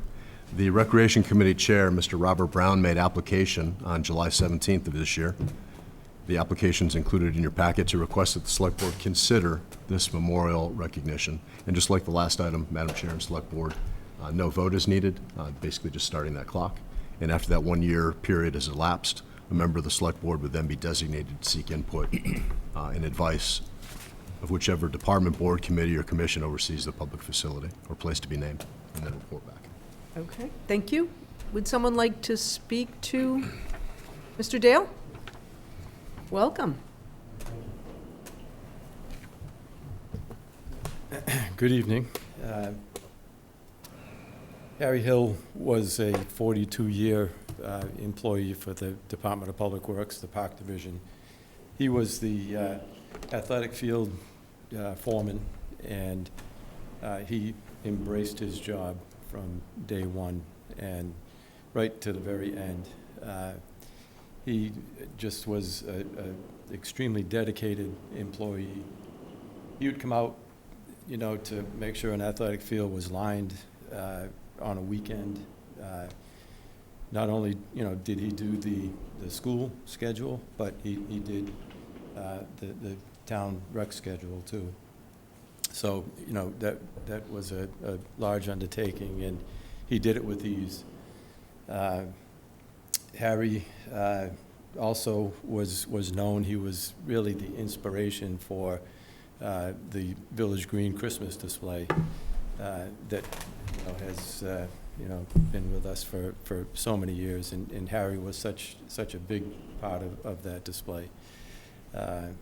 He mentored so many employees that, you know, to this day carry on, you know, Harry's good work. So we thought that it would be fitting if, in fact, there could be a field named after Harry, just because he was such an outstanding person, employee, and dedicated to the town of Falmouth. Thank you. Would we Questions, need to comments? choose the field? Because right now it's just, we know that there should be a field, no? I think as we go through, if we kick off the year, I think that would be one of the things that would come out of that. Whoever, we have to put a select board member to go and collect data and feedback from the town. So that would be something that would come out in that. And you'd probably be meeting with the rec committee to make a decision and a recommendation for the board for which field might be appropriate. Okay, as long as it doesn't interrupt the process of the year. I want to wait a year and say that we didn't identify the field, so it's not really legitimate. So as long as that's not a barrier. I don't think so. As long as we don't preempt another field by naming, which we can't, right? Because it would just be another year. Well, we've already named the field on Sandwich Road for Mr. Gasper. Right, but we can't name any other fields, Right. is what I'm saying. Did you want to comment? Thank Mr. you. Johnston-Staub? Thank you, Dr. Taylor. Yeah, I think Doug's suggestion might be a good one, that we can start the clock now, but rather than wait a full year to then start the process, if maybe during that time there can be some discussion with the Recreation Committee and the folks bringing this forward to maybe, you know, identify 1 or 2 fields, so that when the 1-year clock runs out, then they can hit the ground running and say, okay, here's the field or the 2 fields that we're looking at, and start gathering input on it. So that recommendation would come from the rec committee. Ms. Cuny, would please? So this is an excerpt. No action. Sandra Cuny, Vice Chair of the Recreation Committee. When they approached us, we didn't commit to a field, because we asked what was Harry Hill, which field was he most at? And actually, it's the Village Green. And we know we're not going to rename the Village Green. So we said maybe a rock somewhere, you know, maybe a field. So we kind of just left it that we weren't really sure what we wanted to name after him, but we'd like to have something. And that's probably in Bob Brown's letter to you when he wrote our feeling of, we'll leave it up. And yes, I think we should come back to it, because we didn't have a field in mind, and we knew that we were not going to rename the Village Green. But I think maybe it we would could be put very a rock or a helpful. plaque or something. So If you did come up with something specific. Right. Be very helpful. Okay, so that's kind of where we were at. Awesome. But we definitely wanted to have something. Thank you. Thank you. And so there is consensus amongst the board to move this forward. Great. Okay, thank you all very much. Moving on, vote to authorize the ARPA funding allocations. Thank you, Madam Chair. I'm going to ask Peter to, he's got a few slides he's going to go over with the Select Board. The town was awarded a total of $3,243,993 in direct aid through the Coronavirus State and Local Fiscal Recovery Funds of the American Rescue Plan Act, or ARPA. While the Select Board has previously voted to allocate a majority of the funding, we're requesting tonight a vote to allocate the balance of those unallocated funds in the amount of $533,993. The town has until December 31st of next year, 2024, to obligate its funds, and all funds must be spent by December 31st, 2026. And now Peter's going to walk through a few slides to kind of outline the request. Peter? Thank you. I know I have 5 minutes, and I will work within that. So the American Rescue Plan Act, I know if Sam were here, he would make me say that, ARPA aid. The town received a direct amount of aid from the U.S. Treasury in the amount of $3,243,000, as well as a pass-through from Barnstable County. The Barnstable County funds have been fully allocated already to the wastewater treatment plant improvements, and in a moment I'll review what you've already allocated from the direct aid from the U.S. Treasury, and we'll look at the uncommitted balance.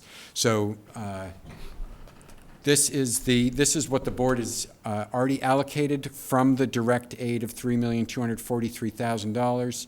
I'm sure the categories are familiar to all of the board members. Of the $3,243,000, $2,710,000 has been allocated, leaving a balance of $533,993. We are proposing to allocate that to two projects.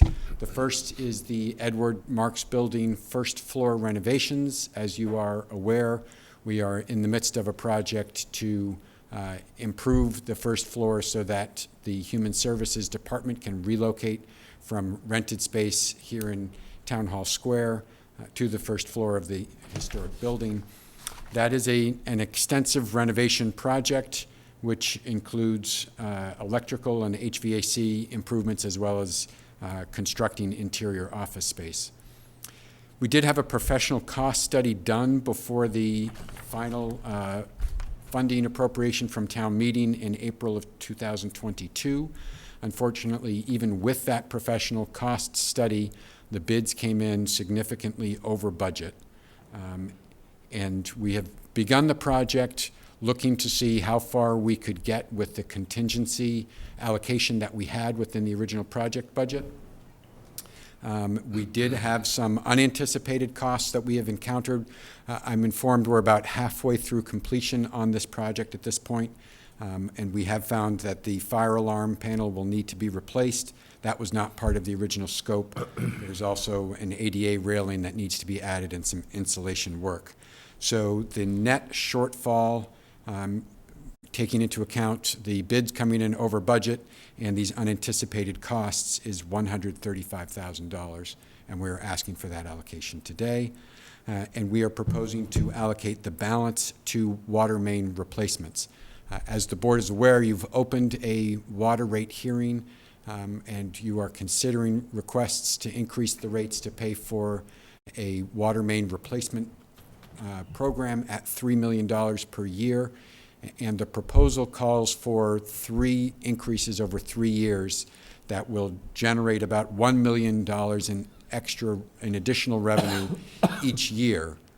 We would like to begin sooner, as soon as possible, with spending $3 million per year, so this allocation of ARPA funds will help us bridge that gap in the next year.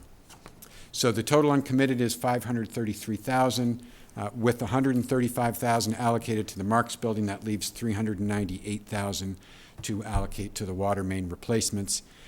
And the last thing that I would add is just that we do have some unspent monies from the allocation for employee bonuses.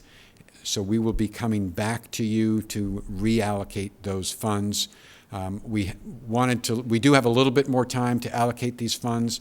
I did want to mention one of the reasons that we're here tonight to allocate all of the funds is because there had been some discussion in Congress about clawing back some ARPA money that was awarded to states and localities, and they were talking about allocating funds that were not yet committed. So with our proposed recommendations, all of the allocations will be fully committed. So putting us at reduced risk if Congress decides to act on that at a future date. Questions? Mr. Yeah, Muscally? So, but do the funds have to be spent or just committed as far as you understand with the clawback issue? So with the clawback issue, so it didn't happen. It never Right. happened, but it's a threat. But it could happen, again. a threat in the future. And from my understanding of the prior discussion, if the funds were committed, they would not have clawed them back. Thank you. Any other questions from board members? Mr. Zelinski? Mr. John Starr, how much was the building cost study? I don't have that at my fingertips, the building Get that costs. for me, please. Of course, sure. Yep. Any other questions or comments from the board? I think it's a good way to get a chunk of that money for the water mains. Would you like to make a motion? I would like to make a motion that we approve this request to supplementally fund the water main replacements with ARPA funding and fund the Edward Marks Building first floor interior renovations. Second. Okay, I have a motion and a second. Any further discussion amongst the board? Hearing none. All those in favor? Aye. Thank you. Thank you. Okay, number 10, we received a request due to a scheduling conflict to a continuance on item number 10, the request from Mark and Cynthia Albers. So we will push that over until August 21st, correct? Yes. Okay, we'll move on to number 11, request for a variance to the sign code, Cub Scout Pack 41. Mr. Renshaw. Thank you, Madam Chair. Real briefly, Falmouth Cub Scout Pack 41 is requesting a variance to allow the placement of off-premise promotional signage that they would like to use to invite families to join the Cub Scouts. The signs would be placed at the 4 public elementary schools before the start of the 2023-2024 scouting year. Signs would be set for the period September 1, 2023 through September 24th, or for a period of 24 days. And the dimensions of the signs, and an example is in your packet, 15.5 inches by 30 inches. I understand there's someone here, perhaps, that would like to. Oh, welcome. Hi, Glenn Chamberlain, Cub Master of Pack 41. So it's pretty much a standard, like a lawn sign what the Commodores have around town right now to advertise their camps.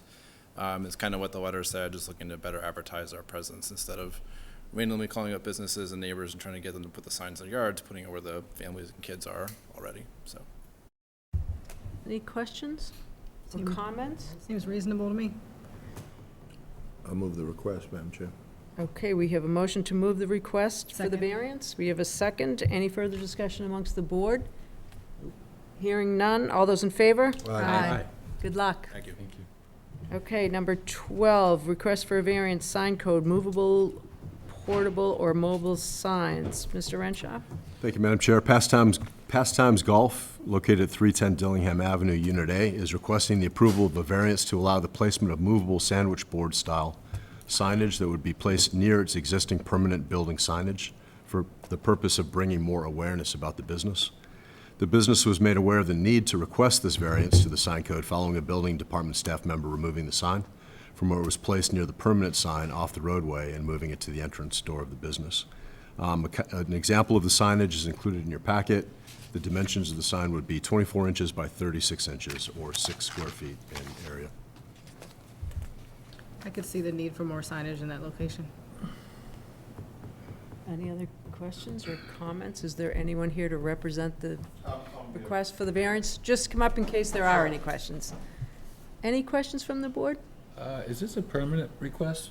That's my question. Or is this like for a year to get going? Or? Yeah, no, we're hoping to make it permanent. We made the sign black and white, so it was kind of, it's very subtle. But we have a small sign that's on the permanent signage there, and it's set back. It's the old TV building. Now the TV station's on the other side.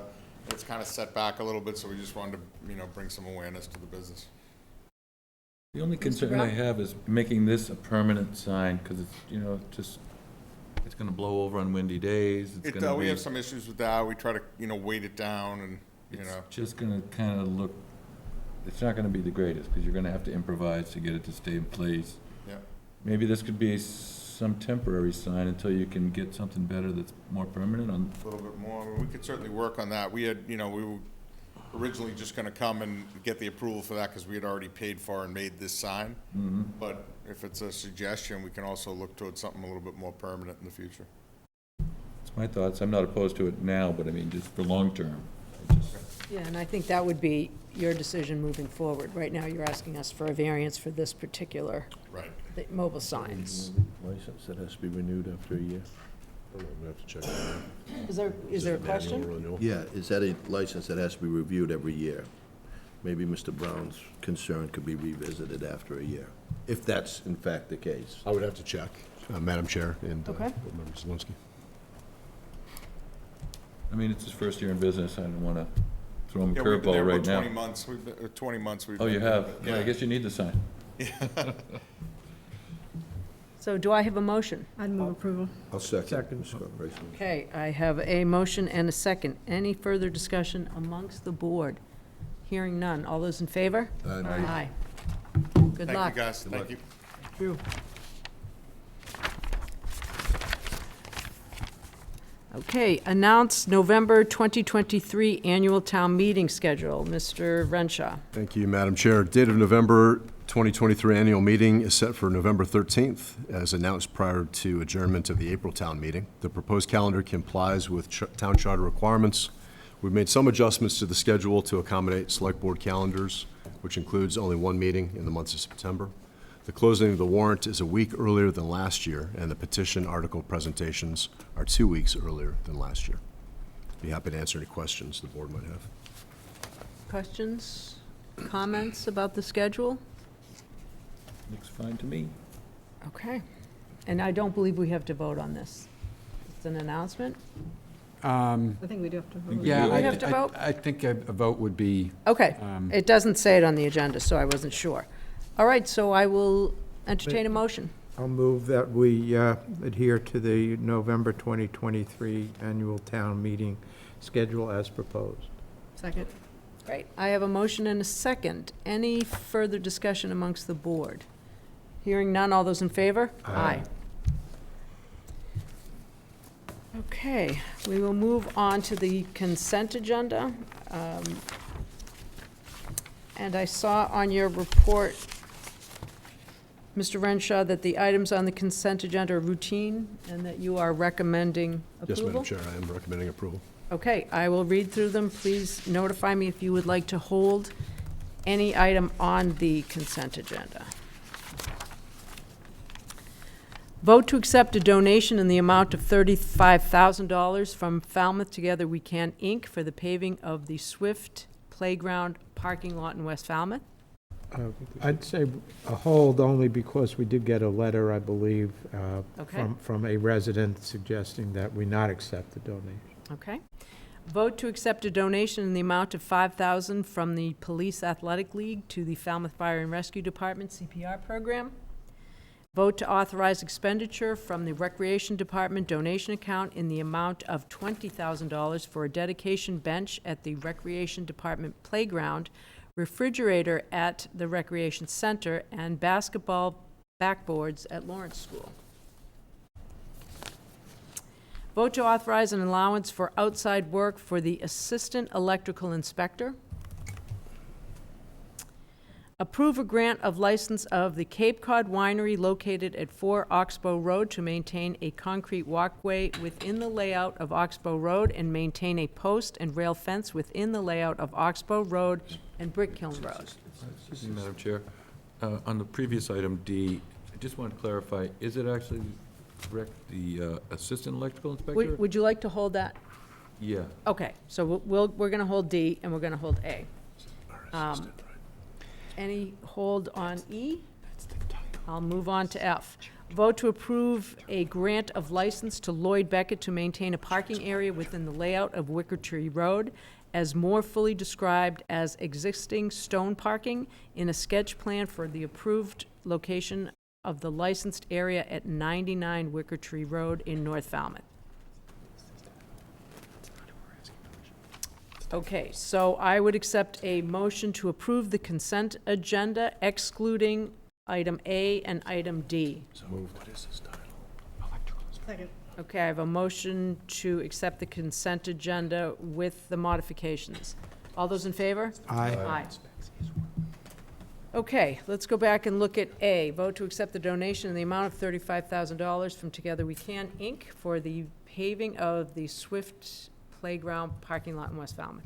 We received one letter, and there was some concerns, and I guess my question would be, hang on one second, regarding water.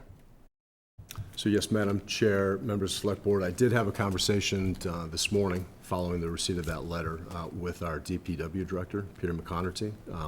Peter's estimation, there's not going to be any kind of drainage issues that need to be addressed with regards to this project. Thank you. Yes, come up, Mr. Shearer. Take your time.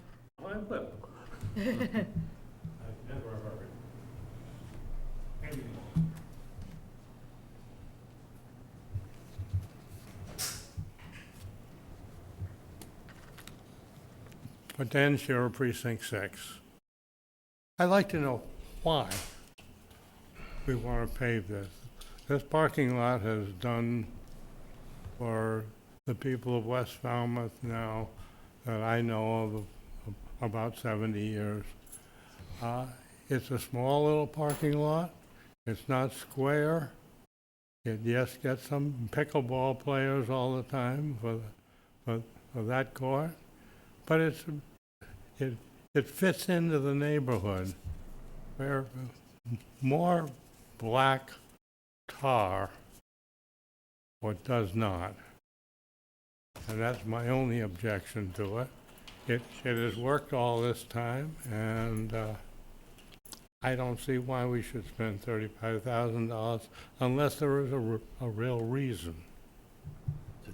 And I haven't heard one, and I don't know what it might be. And I'll just remind you, Mr. Shearer, that this is a donation. This isn't the town. This was a donation to Together We Can for this very specific reason. Well, Just so you, I'm just sharing that. I mean, I don't know where the money is coming from. I don't care. Yeah, we don't know it. It's just a feeling of an 86-year-old man. Thank you.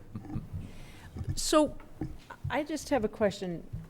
When this was first done, and I believe it was done, that playground was built by Senator Moran's son way, way back when.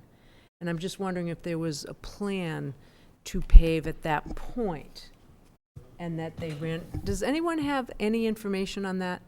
Oh, Mrs. Jesperson, would you come up, please?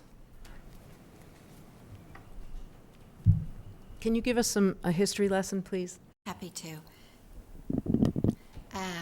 Senator Moran's son, Jake, in high school decided that he wanted to improve that playground. Just introduce yourself, Kathleen. Oh, sorry. I know you, but...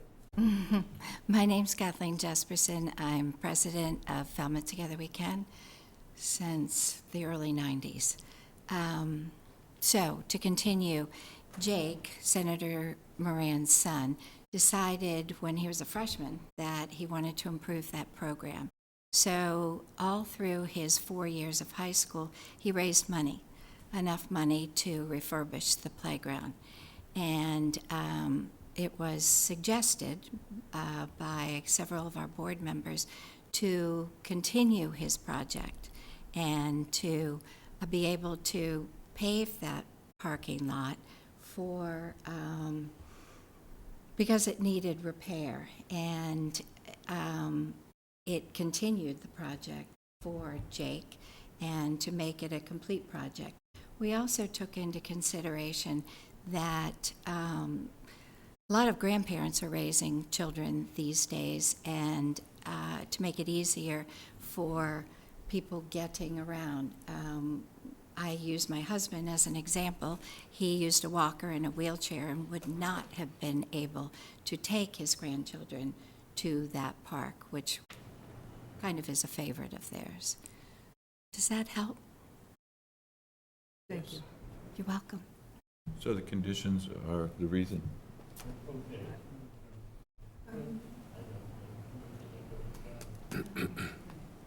Folks, let's not, can't have a conversation in the, thank you. So, any other questions or comments regarding this request? I see the point of, people's concern, why just keep paving everywhere? If we pave the whole town, it's not gonna be pleasant. I don't have enough knowledge about the site to really have a strong opinion. I hear the concern. Sounds like it's an accessibility issue. And that was exactly what I was gonna say. It is, one, it's in disrepair, and two, it is an accessibility issue. And the town doesn't have any issues with it, is that correct? The DPW? No, I consulted with the director of DPW this morning, and he had no issues, no concerns. Thank you. And Madam Chair, I did ask the Assistant Town Manager if there were any complaints received over the past years, and we're not aware of any specific complaints, but I do suspect it would be an accessibility issue. It's kind of hard-packed kind of surface now, and that could be an issue, people in wheelchairs and that. I also think completing the project was also part of the board's recommendation, that they wanted to complete Jake Barry's project. I assume that it's going to meet ADA compliancy when it's paved, right? Yes, that's it. That'll be part of the engineering and design for it, but yeah, it'll have meet all the grade requirements for ADA accessibility. Thank you. I guess also it would be a little bit remiss if we had an opportunity to improve a town property with a donation and didn't accept it. I guess it would be a little bit irresponsible. I would agree with you. So, Madam Chair, I'd move to accept the donation of $35,000 for this project. I'll second. Okay, I have a motion and a second. Any further conversation amongst the board? Hearing none. All those in favor? Aye. With a very big thank you. Thank you. Okay, Mr. Brown, you held D, vote to authorize an allowance for outside work for the Assistant Electrical Inspector. And my only question is it clear that it is the assistant rather than the electrical inspector? So, Madam Chair, Select Board Member Brown, there was a typo. Just consulting with Assistant Town Manager, we've realized that somehow, some way, there was a typo when the agenda item was created. Right. In your packet, there's a agenda item summary sheet, kind of a cover sheet that identifies the position as the electrical inspector. That's what I thought. Thank you. Apologize for that typo. No problem. Would you like to move that, Mr. Brown, With that, with the adjustment? Yes, I vote to authorize an allowance for outside work for the electrical inspector for the town of Falmouth. Second. Okay, I have a motion and a second. Any further conversation amongst the board? Hearing none, all those in favor? Aye. Good catch, Doug. Thank you. Okay, we don't have any minutes, do we? No, I didn't see any. I didn't see any in my packet. We're not going to be able to remember anyway. January and February. Okay, Town Manager Supplemental Report. Thank you, Madam Chair. Real quickly, first wanted to give an update on a working group that we've recently formed to address the new Title V regulations. We're actually meeting for the first time tomorrow to discuss the new regulations and its impact on the town. Want to let the Select Board know that the working group is going to be comprised of Wastewater Superintendent Amy Lowell, the Chair of the Water Quality Management Committee, Mr. Stephen Rafferty, Town Council, Health Department Agent Scott McGann, Assistant Town Manager Peter Johnson-Staub, and myself. Secondly, I wanted to provide an update on the Little League baseball field repairs. Wanted to extend a big thank you to the Department of Public Works and in particular the Parks Division, which had their entire team out on site on July 17th and 18th, continuing the cleanup activities at the John Neal baseball fields in the complex. That included, I've been told, removing trees and brush from the site. Wanted to update the board that the lights have been repaired and the aerial cable has been hung. The only thing left to do at this point is to energize the system, and this will happen the week of, this week, the week of July 24th. Fence repairs will be taking place over the next couple, 3 weeks, and I'll update the board on the status of those repairs. And lastly, just wanted to provide a brief update on some of the meetings that I've attended over the past few weeks. I attended the monthly Cape Cod Municipal Managers Meeting and met many of my peers, colleagues from around the region, including some retirees who remain active in the profession. The group was very welcoming and will be a great resource to me as a new town manager here in Falmouth. Looking forward to sharing and collaborating with them. I also, last week, attended the Massachusetts Municipal Management Association monthly meeting, which happened to be held in Sandwich. I guess it's a very rare occurrence that those meetings are held on the Cape. The MMA Executive Director, Jeff Beckwith, gave a legislative update to highlight, provided a legislative update that highlighted what the Commonwealth has yet to adopt a budget for the year, fiscal year, which began July 1st. But Jeff was optimistic that that's going to be taken care of, hopefully very soon. Lastly, the featured speaker was the new secretary of the newly created Executive Office of Housing and Livable Communities. That's the change in title from the Department of Community and Housing Development. Mr. Ed Augustus. This new agency replaces the Department of Housing and Community Development. Secretary Augustus highlighted some of the governor's new initiatives, and the municipal manager shared concerns and suggestions for how the state can assist local communities to address the housing crisis in their communities. And there's just a listing about half a dozen or so upcoming meetings. Great, thank you. I just want to Ms. note, Gutpreis? unfortunately, the one meeting in September I will miss. I think you said that last time. Did I say that? Yeah, I probably keep saying it, sorry. That's okay, good. I did make note of that. Okay. Okay, select board reports. Mr. Muscali, we're going to start with you. Okay, thank you, Madam Chairman.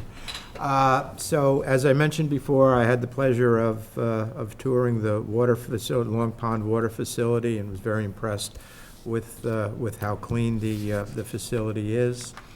I attended the EDIC meeting on July 11th, at which David Garrison from the Affordable Housing Committee did give a report on the proposal for a real estate transfer fee.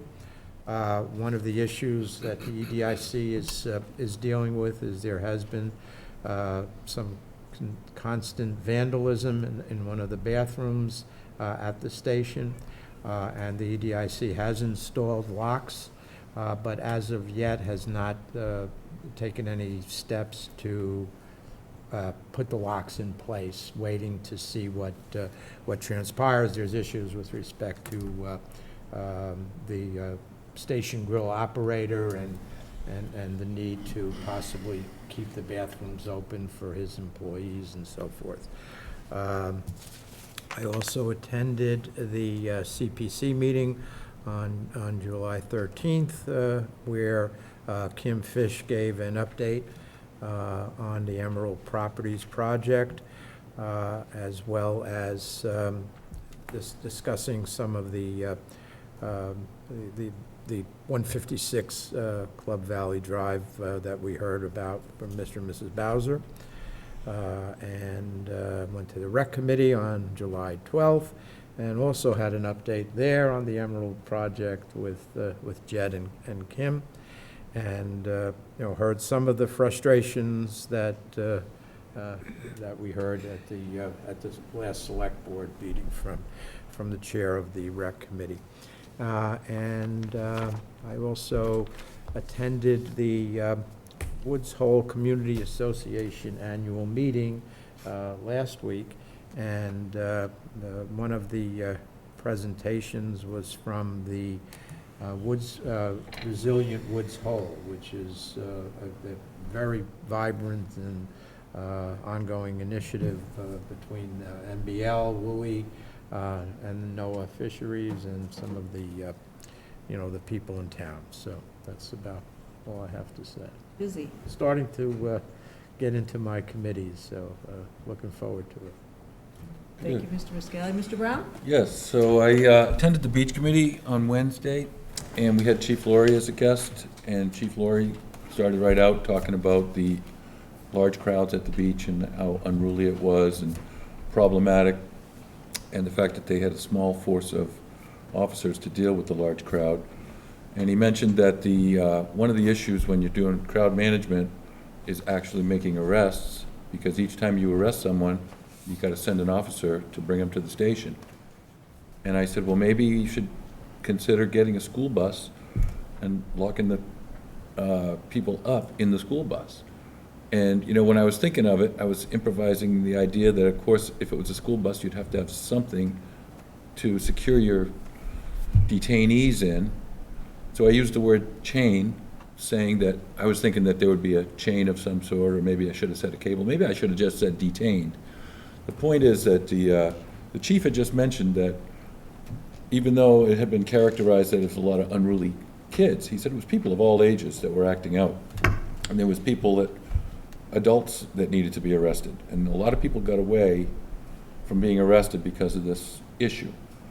So as a result, my suggestion that maybe it would be good to get a bus and, chain them up until it was time to transport them all to the thing. But then when I saw the Enterprise article and it said unruly teens, and the combination of the comment saying with a chain, it kind of led to one email from a resident who said that I should have better judgment in my choice of words, and I guess it's probably true, because, just the idea of chaining up a bunch of kids, just, that's how it came out, that's how it sounded.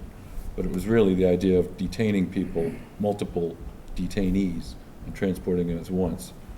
So, anyway, just want to put it out there that it was maybe I could have used better language, maybe a little more careful.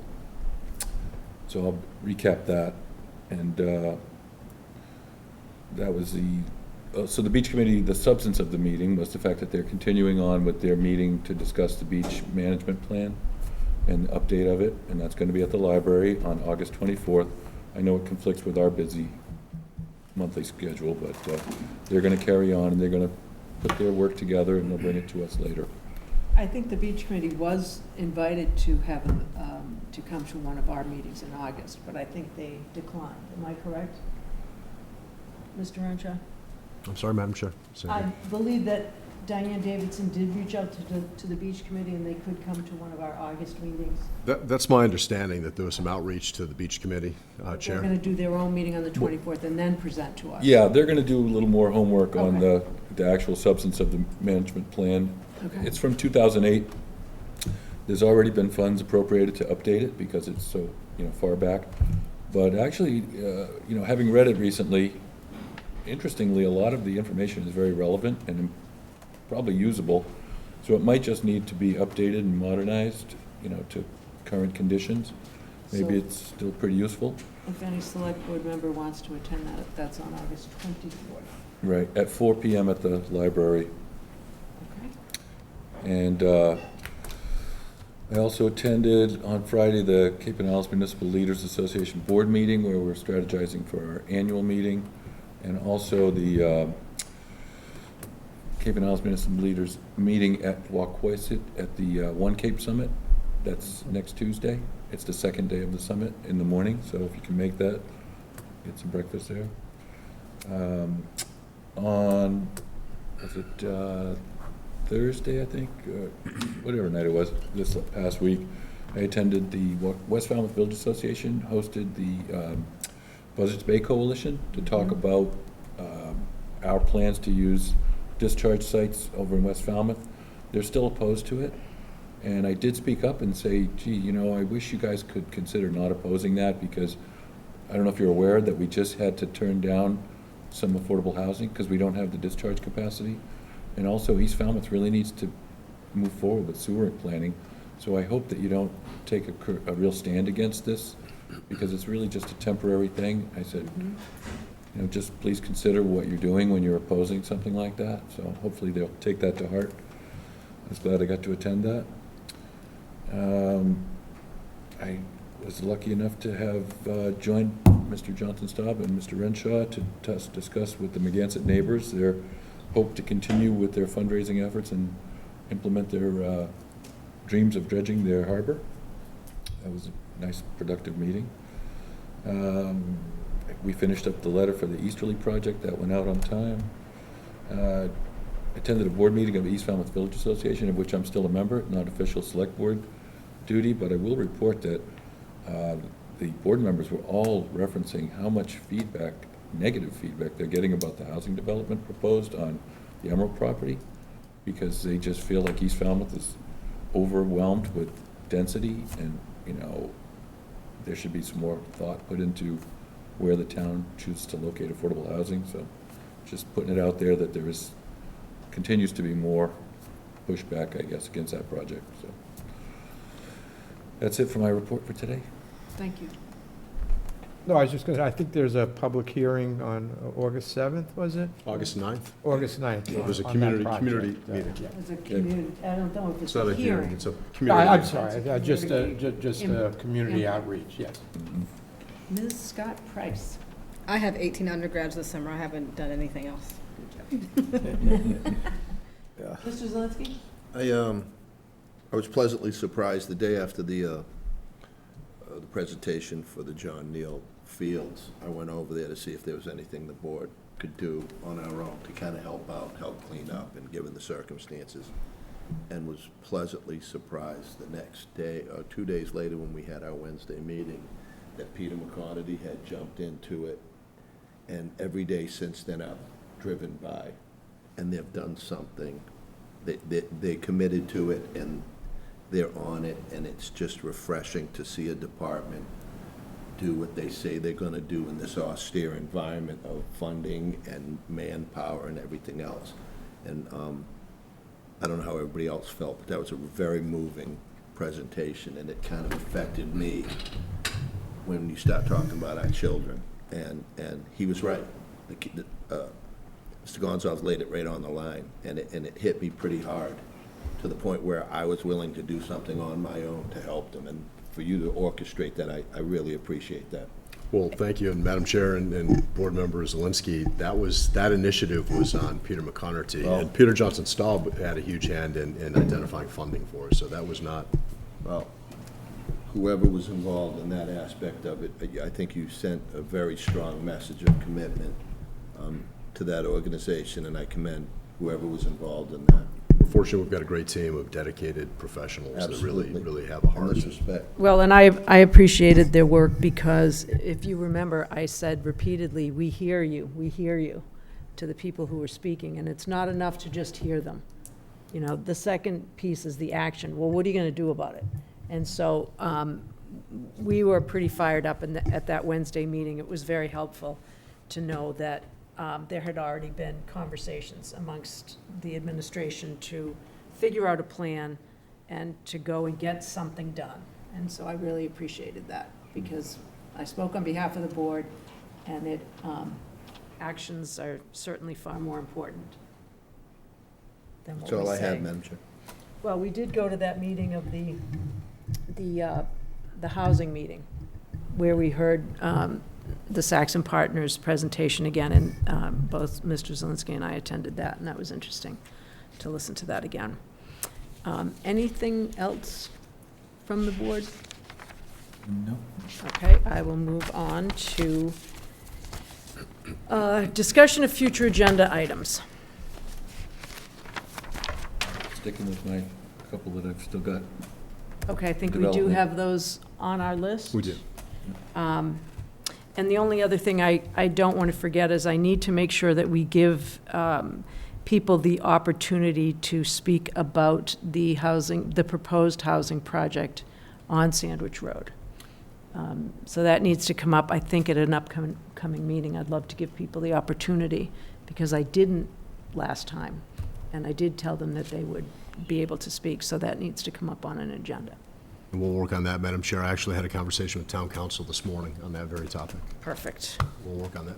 And I know that the agenda item I requested for discussion of steamship authority is a little bit complicated, but I would like to have a little advance notice of when that agenda might come up, so I can notify, out of respect to my other members of the Long Range Transportation Committee, that the meeting will take place, so that they want to tune in or attend. And you just sent another one, Mr. Brown, from the East Falmouth Village Association. Well, that's just for sign placement. Right, but that's an agenda item. And Right. I'm just saying it out loud so we make sure Yeah. that that does get on an Right. agenda, Thank you. and that sooner rather than later. Yeah. It's not a difficult one. That one is timely. We should have solidified our date earlier. Is it appropriate to mention what was discussed at public comment, putting that on the agenda, or should we not discuss that because that was public comment? Do they initiate that agenda item, or do we? No, she was asking that we review the lease agreement with the Steamship Authority. So my suggestion was going to be, whenever we talk about what Mr. Brown has suggested, if that should be wrapped into that. So, Madam Chair, as an update, I have reached out to Mr. Bob Davis's office, trying to schedule a meeting on that very subject, the renewal. The fall is going to be busy for us, so I wanted to start that preliminary discussions on the lease renewal early, and we're trying to arrive at a date now. When does the lease end? December 31st, the end of Oh, December. okay. And Calendar. I don't know that they're really completely related. My real concern is the long-range planning and the strategizing for going forward rather than Yeah, I lease agree itself. that they aren't necessarily tangentially, maybe, but they're not closely related. Okay. And the They're two lease different agreement things. is timely in a different way. Yes. Okay. Are we still on agenda items? Yes. I'm just checking, the ones that I had requested, are they still in the works? They are. I didn't bring the list with me tonight. I apologize for that. I'll make it a point to do, but they are. Because I think town council has to be here for that. Is that right? And I don't remember which ones. Well, I want some clear language on what our investigative powers are with respect to the charter. What's in the charter? Anything else from the board? Okay, I will entertain a motion to adjourn, and I just ask before everybody leaves, if you would make sure that you sign the licenses that we approved tonight. So moved. Okay, I have a motion I'll second. and a second to adjourn. All those in favor? Aye.